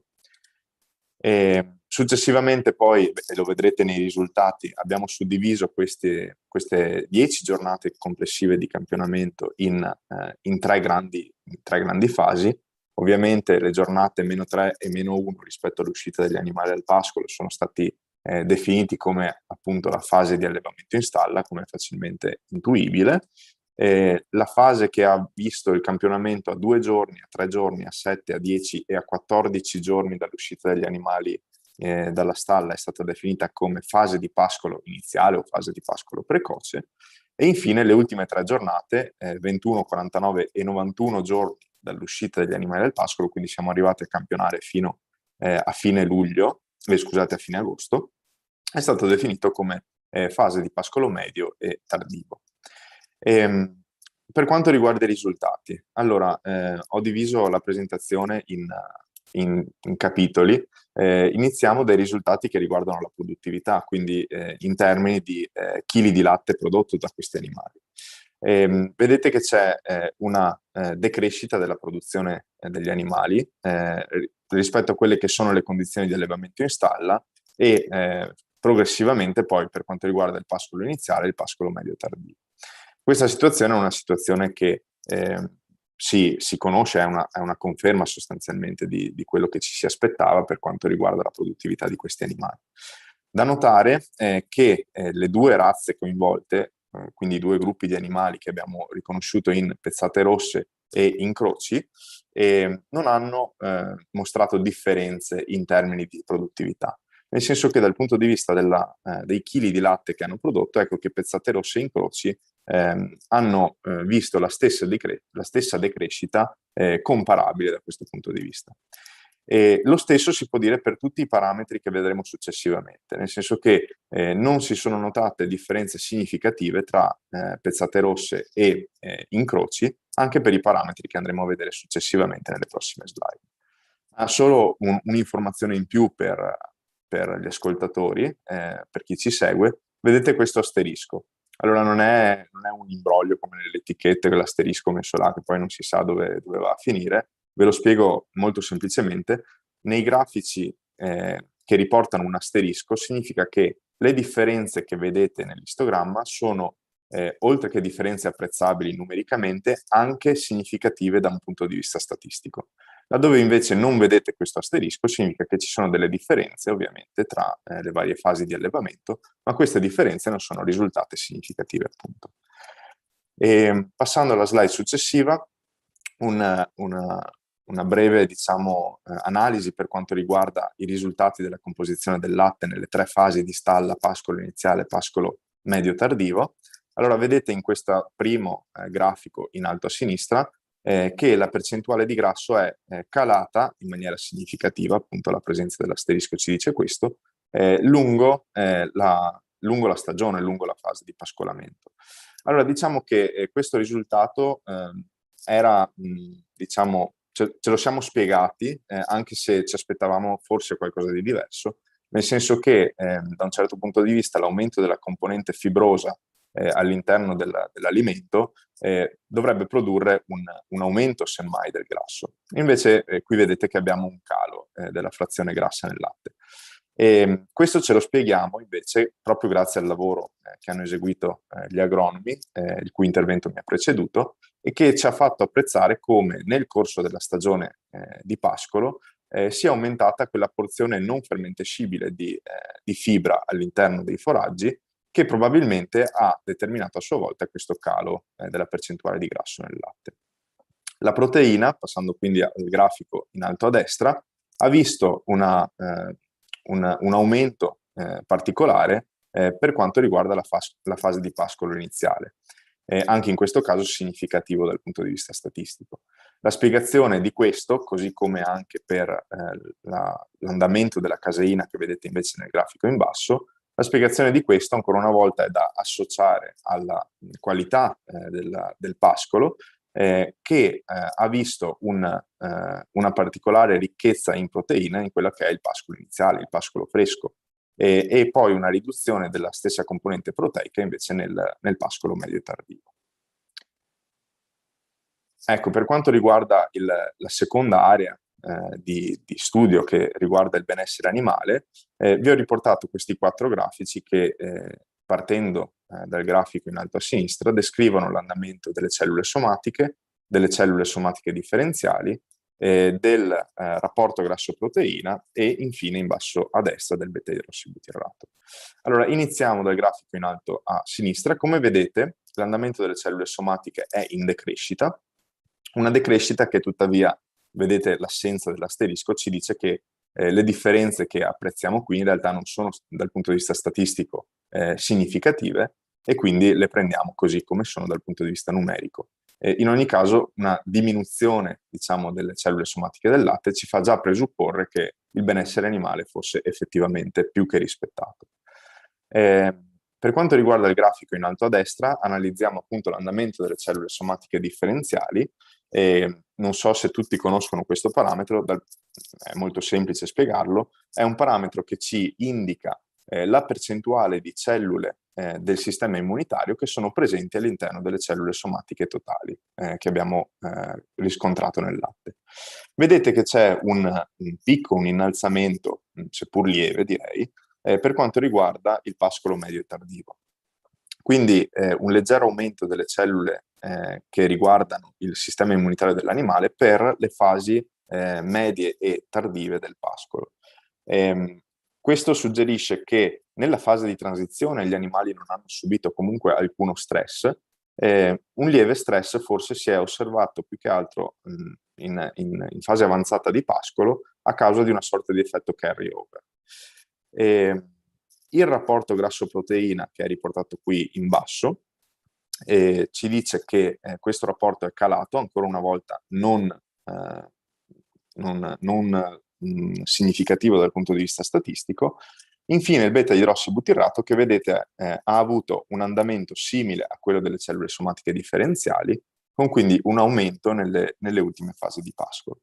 C'è da dire comunque che queste differenze, che sono seppur significative dal punto di vista statistico, non hanno un grandissimo significato poi da quello che è il punto di vista fisiologico dell'animale, cioè un innalzamento a questi livelli di cellule somatiche differenziali di beta-idrossibutirrato non sono comunque preoccupanti dal punto di vista del benessere del welfare animale. Quindi per quanto riguarda la prima conclusione circa i risultati dell'analisi del benessere animale, si può concludere, si può comunque indicare che i risultati che abbiamo ottenuto suggeriscono una sostanziale stabilità degli indicatori di salute e di benessere degli animali in quella che è la fase di transizione tra la stalla e il pascolo e in quelle che sono poi le varie fasi di pascolo durante la stagione primaverile ed estiva. Veniamo quindi all'ultima parte della ricerca che ha analizzato il profilo degli acidi grassi del latte che abbiamo campionato. E qui forse mi ricollego anche a quello che dicevano i relatori che mi hanno preceduto circa quella che potrebbe essere un'impronta dal punto di vista del profilo nutrizionale e della composizione chimica dei prodotti che sono stati ottenuti in stalla rispetto ai prodotti che sono stati ottenuti al pascolo. Lo vediamo in primis in questo grafico, nel grafico in alto a sinistra, che riporta, vedete, una diminuzione abbastanza sensibile, quindi si passa da un 2,53% a un 2% in maniera statisticamente significativa, come vi ricordate dalla presenza dell'asterisco, di quella che è la percentuale di acidi grassi saturi. Allora voi sapete bene che dal punto di vista dietetico e nutrizionale i medici ci dicono che nella nostra dieta dobbiamo cercare di ridurre per quanto possibile l'apporto di acidi grassi saturi e quindi da questo punto di vista l'allevamento al pascolo sembra garantire questa indicazione a livello nutraceutico nutrizionale. Per contro, quindi a fronte di questa diminuzione di acidi grassi saturi si è visto un aumento considerevole ancora una volta e significativo per quanto riguarda la porzione di acidi grassi monoinsaturi e allo stesso modo anche per quanto riguarda la porzione di acidi grassi poliinsaturi, che invece sono proprio quelle frazioni di acidi grassi che, al contrario degli acidi grassi saturi, sono raccomandate dal punto di vista delle linee guida e della dieta umana. Quindi ecco, arriviamo anche qui a un assunto, se volete, a una conclusione, a un'indicazione che ci indica che come dal punto di vista delle indicazioni nutrizionali e nutraceutiche, i risultati che abbiamo ottenuto suggerirebbero proprio un miglioramento di quello che è il profilo acidico del latte ottenuto da animali allevati al pascolo piuttosto che allevati in stalla. E questo ancora una volta potrebbe essere un valore aggiunto da sottolineare e da far presente al consumatore. Concludo brevemente riportando quelle che sono le prospettive per le prossime settimane e mesi di attività del progetto, che ci vedrà impegnati ancora per un anno. E quindi per quanto riguarda le prospettive future, appunto, ci concentreremo sull'analisi dei formaggi proprio per chiudere questa filiera che ci vede attivi dai prati al latte per arrivare appunto ai formaggi. E quindi ecco che nel terzo anno di attività del progetto Fitoche verrà analizzata la composizione chimica dei formaggi, ponendo a confronto formaggi appunto prodotti in stalla rispetto a formaggi prodotti al pascolo, da latte ottenuto da animali al pascolo ovviamente. Siamo fiduciosi da questo punto di vista, nel senso che ci aspettiamo che i benefici che abbiamo visto, che abbiamo riscontrato dal punto di vista scientifico nel latte, possano essere trasferiti anche al prodotto finito, al prodotto quindi formaggio, e che quindi possono essere ulteriormente comunicati e trasferiti anche a livello di consumatori finali. Bene, io vi ringrazio per l'attenzione. A questo punto passerei la parola al mio collega Simone Callegaro, che mi ha aiutato in questo progetto, in questa fase di operativa del progetto, e che ha diciamo preparato una videoclip. Non so se Walter Lucchetta voglia ulteriormente presentarla. Velocissimamente, certo. Dico la volata Simone, perché è una videoclip, ripeto, è la prima, ne faremo una per ogni realtà coinvolta, ma è una prima, è una prova, no, è una prova, è la prima, e qui lascio la parola subito a Simone, perché poi il direttore dell'acqua, giustamente, non vogliamo andare troppo lunghi. Però questa è una videoclip che aiuta anche poi magari l'intervento del dottor Dell'Acqua. Grazie Walter. Grazie direttore. Allora sarà molto veloce perché siamo stretti con i tempi. Dico solamente una cosa: insieme a tutti questi risultati io e il dottor Giovanni abbiamo anche fatto una videoclip sempre mostrando la piana del Cansiglio e l'azienda Lisandri, che ringraziamo. Diciamo che lo scopo di questo video è mostrare, come è già stato sottolineato più volte durante i vari interventi, tutta la filiera, quindi dalla stalla, dagli animali al pascolo fino al prodotto finale che viene venduto. Quindi ora vado con la condivisione, e ovviamente questa, come ha anche detto il direttore, è sì una prova per anche migliorarsi dopo nei video successivi per gli altri caseifici e per le altre realtà. Ovviamente un feedback da tutti sarà molto apprezzato. Comunque vado in condivisione. Se mi date ok che si vede la schermata del video. Ok, io non parlo più perché forse si sovrappone la mia voce, quindi vado.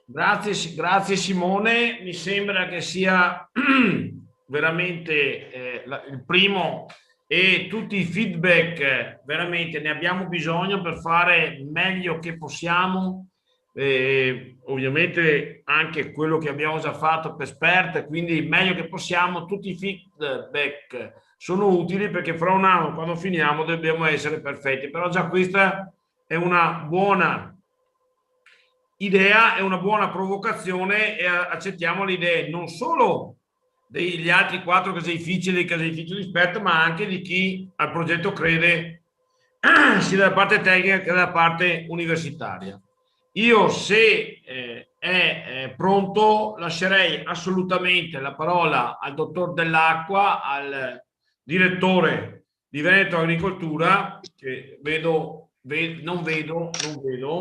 Walter, mi ha chiamato sono Censori, mi ha chiamato qualche momento fa il direttore dicendomi che è stato chiamato in comitato di crisi, quindi se lo sostituisco io, ecco, farei io questo breve intervento. Io, caro dottor Censori di Veneto Agricoltura, ti lascio assolutamente la parola. Ok. Il comitato di crisi viene prima, sappiamo il ruolo che ha anche lì il dottor Dell'Acqua. Bene. Allora, grazie, spero di sostituirlo in maniera adeguata. L'intervento appunto è sull'attività di Veneto Agricoltura nelle zone di montagna. Sarò tra l'altro anche breve, in quanto vedo che i tempi stanno andando avanti. Allora, Veneto Agricoltura, per dare 2 numeri, gestisce circa 15.000 ettari di demanio forestale nelle province Belluno, Treviso, Vicenza e Verona. E come un tema che è ricorrente, forse il filo conduttore appunto di questo incontro, sono circa più di un terzo, 1.400 sono prati e pascoli. Di questi 1.400 prati e pascoli, 550 sono in territorio del Cansiglio. Quindi il Cansiglio, per chi penso buona parte di voi ci conoscano, diciamo, è un focus molto importante dell'attività di Veneto Agricoltura. E ovviamente si è parlato di prati e pascoli perché insomma è ormai sicuramente acquisito che l'attività zootecnica, la buona attività zootecnica passa per diciamo un percorso obbligato che è proprio quello della conservazione in buono stato delle superfici foraggiere, e oggi appunto ne abbiamo avuto ampia divulgazione appunto del tema. Il Veneto Agricoltura inoltre, sempre nel Cansiglio, ha un patrimonio immobiliare con dei complessi immobiliari notevoli, di notevole valore, e negli ultimi anni ovviamente Regione Veneto Agricoltura quale ente strumentale, c'è stato un investimento di circa 1.300.000 euro. Uno dei cavalli di battaglia appunto del mio direttore, che ha coinvolto molto il territorio, appunto le realtà economiche e le persone del territorio, perché ovviamente il territorio vive perché ci sono le persone, ci sono persone tra l'altro che operano con fini non soltanto appunto imprenditoriali, ma proprio fini di mantenimento della vita in un determinato territorio. Uno dei cavalli appunto di battaglia prossimo è quello del nuovo caseificio, in avanzato fase di, non dico ovviamente di realizzazione perché l'idea è appunto recentissima, ma è quello appunto di fattibilità e penso di poter dire insomma che nei prossimi tempi appunto il Cansiglio vanterà un indispensabile e nuovo caseificio. Si parlava prima di imprese zootecniche. Imprese zootecniche però passano anche per una difesa, non soltanto appunto dal vista economico eccetera della loro attività, ma una difesa dalla carica della fauna selvatica che insiste in certi ambienti. Lì facciamo l'esempio anche in questo caso dei del Consiglio. Tra l'altro proprio un paio di giorni fa, se non ricordo male, si è tenuto un interessantissimo seminario sulla fauna selvatica, appunto organizzato da Longarone Fiere, dove praticamente sappiamo che c'è in quell'ambiente insistono migliaia, il direttore si è parlato anche di 10.000, adesso non so se il numero, insomma 10.000 cervi, con l'impatto che questi cervi portano, che sono bellissimi da vedere e da ascoltare quando c'è il bramito verso le fasi autunnali, richiamano anche molti turisti nel territorio, però appunto creano dei problemi notevolissimi. Un caso, sono state anche le sperimentazioni appunto che sta facendo e ha condotto Veneto Agricoltura e anche realizzazione di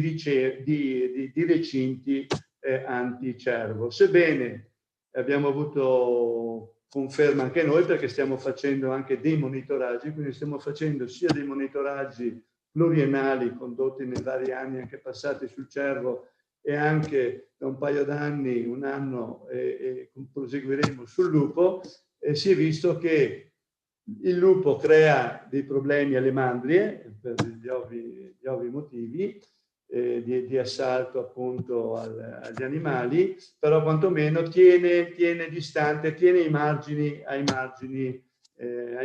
questi cervi. Oltre appunto ai problemi anche lì non secondari, che sono quelli creati dal cinghiale. Lì si interviene appunto con dei ristori, chiamiamoli ristori, dei rimborsi da parte della regione, non ovviamente sufficienti, però insomma perlomeno si recupera circa il 50%, appunto con queste opere appunto di monitoraggio che noi facciamo e mettiamo ovviamente a servizio i numeri che abbiamo e ovviamente con questi recinti.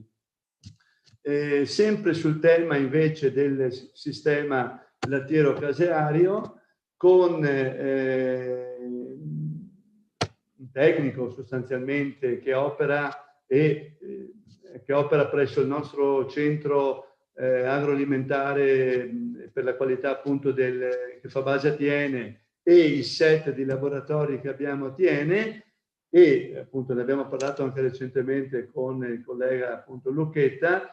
Abbiamo ripreso in maniera decisa quel servizio di, chiamiamola, assistenza tecnica per le piccole realtà, per i piccoli caseifici che si sono diciamo sviluppati in questi ultimi anni, che grazie alla vendita diretta appunto producono e trasformano il latte. Sono delle realtà tra l'altro abbastanza isolate che necessitano di un'assistenza appunto di tipo alla produzione, non produzione da stalla, ma quello che che segue, e quindi facciamo il servizio per la qualità, diciamo,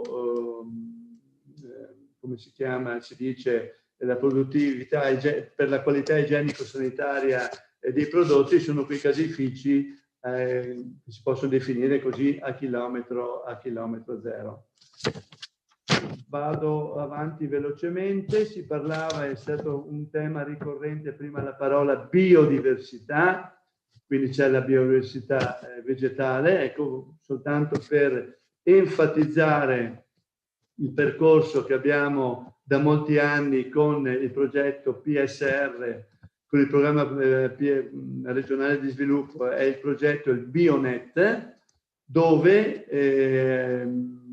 da molti anni appunto conserviamo e poniamo particolare attenzione a 4 razze ovine, quindi Alpagota, Brogna, Lamonese e Foza, e in più in un'altra azienda appunto a Vigliaro, sempre in provincia di Belluno, manteniamo anche un nucleo di vacca bollina, con quello che appunto adesso qui non ripeto e conosciamo, ha il significato in termini di valore della biodiversità.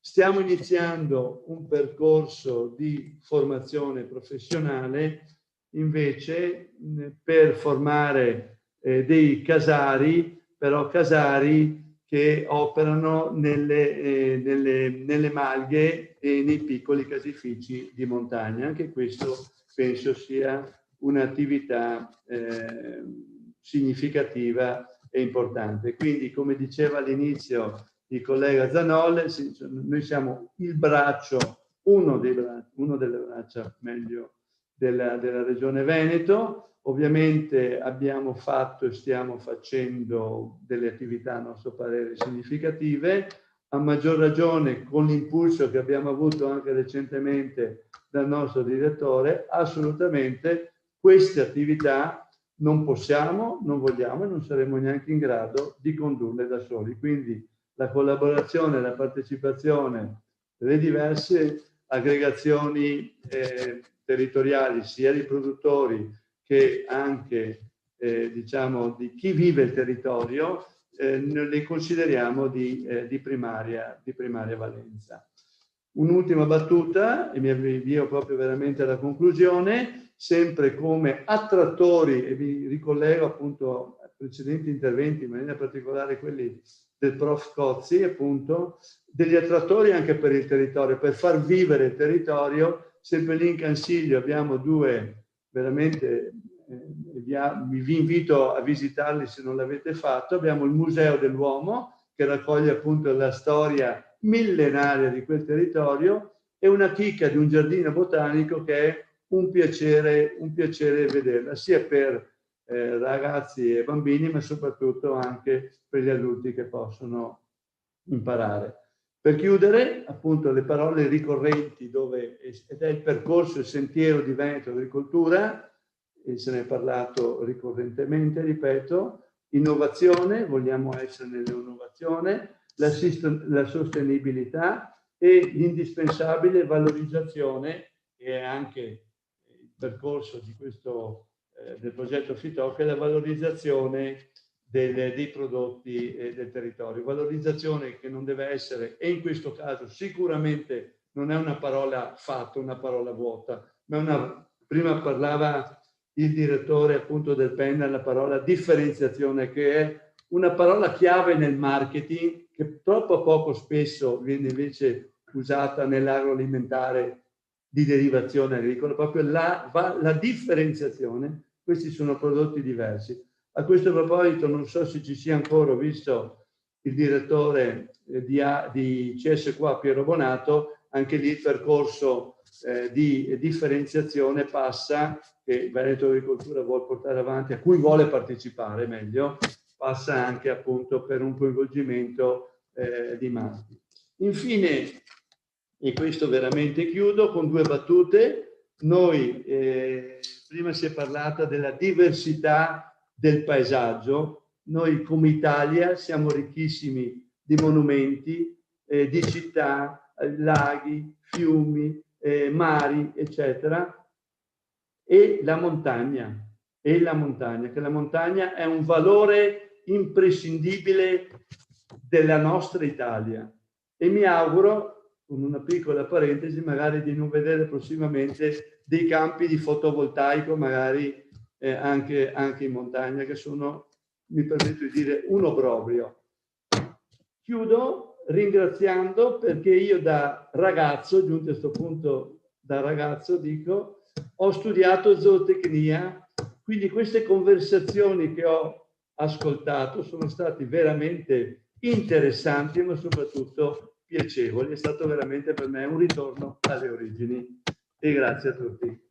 Grazie dottor Censori, l'ora obbliga a passare alle conclusioni, però prima delle conclusioni veramente che lascio la parola per la conclusione al Presidente De Franceschi per le conclusioni.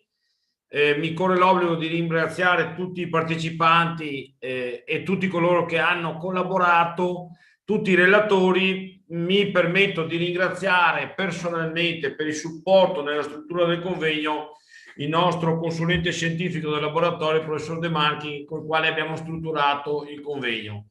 La parola per le conclusioni al Presidente dell'Associazione Regionale Allevatori del Veneto, Floriano De Franceschi. Grazie Walter, buongiorno a tutti. Conclusioni. Intanto anch'io ringrazio e innanzitutto a Agremont, a Fiera di Agremont, per il presidente Paolo Bellati, per averci dato poi questa possibilità di inserirsi all'interno di Longarone, che facevamo comunemente in presenza con gli animali, con le razze sul posto. Speriamo che nella prossima edizione si possa ritornare a fare questo, che è importantissimo, e con qualche intervento fatto magari sul posto direttamente, no? Più che in social.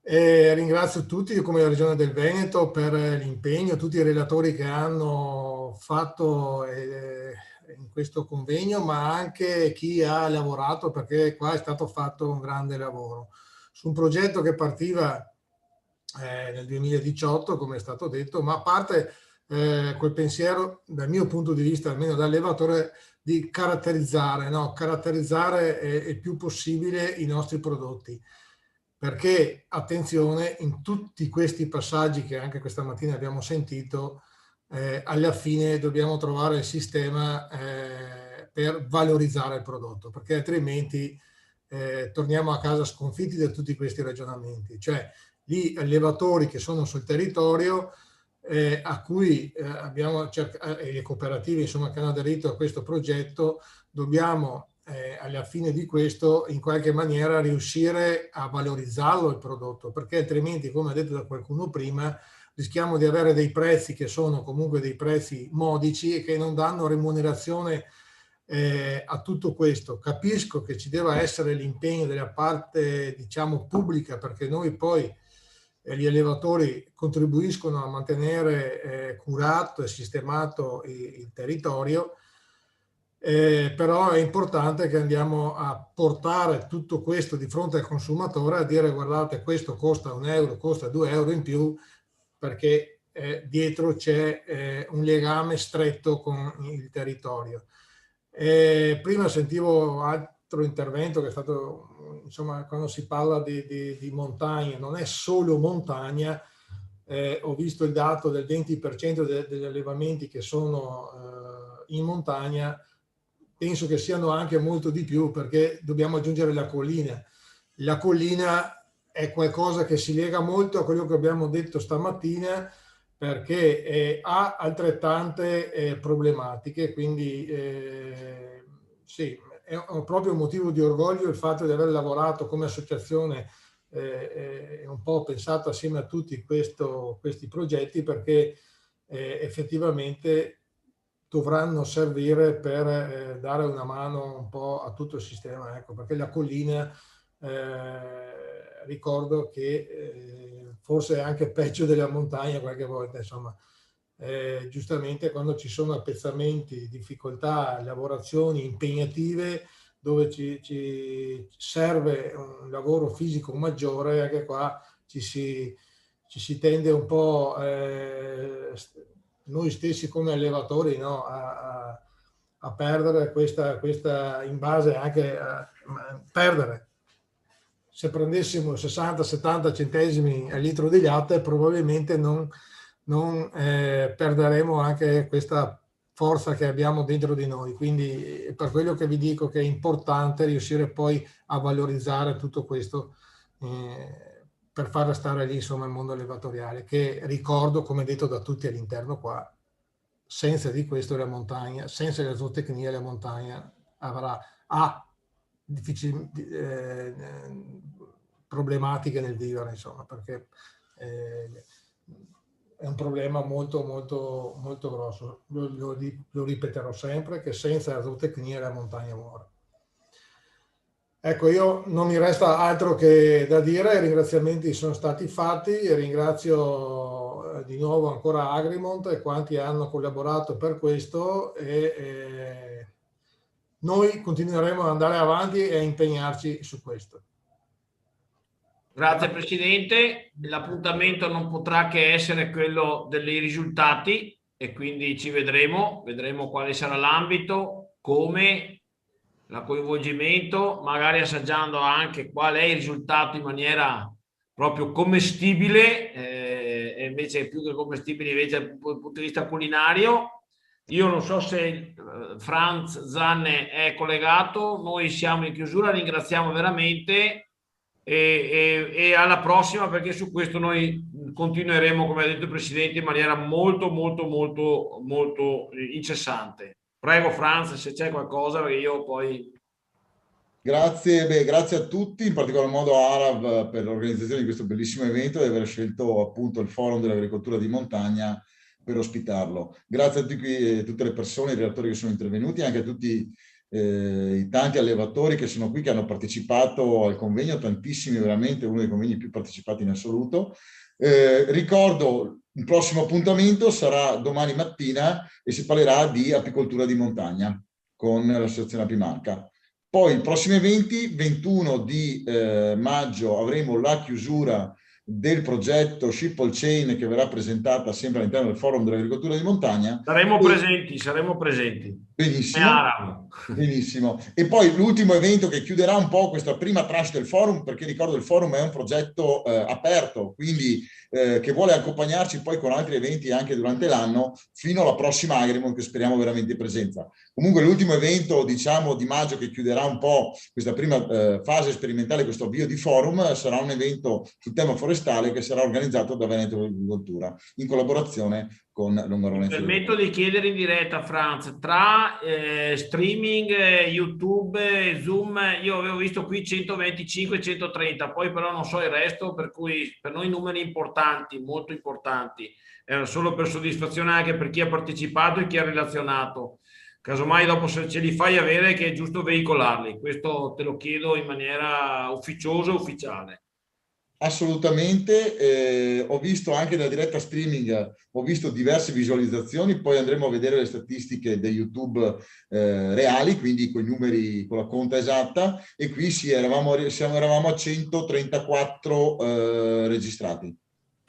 Grazie mille, buona giornata a tutti e buon lavoro anche a Longarone Fiere e a tutti voi. Grazie. Grazie.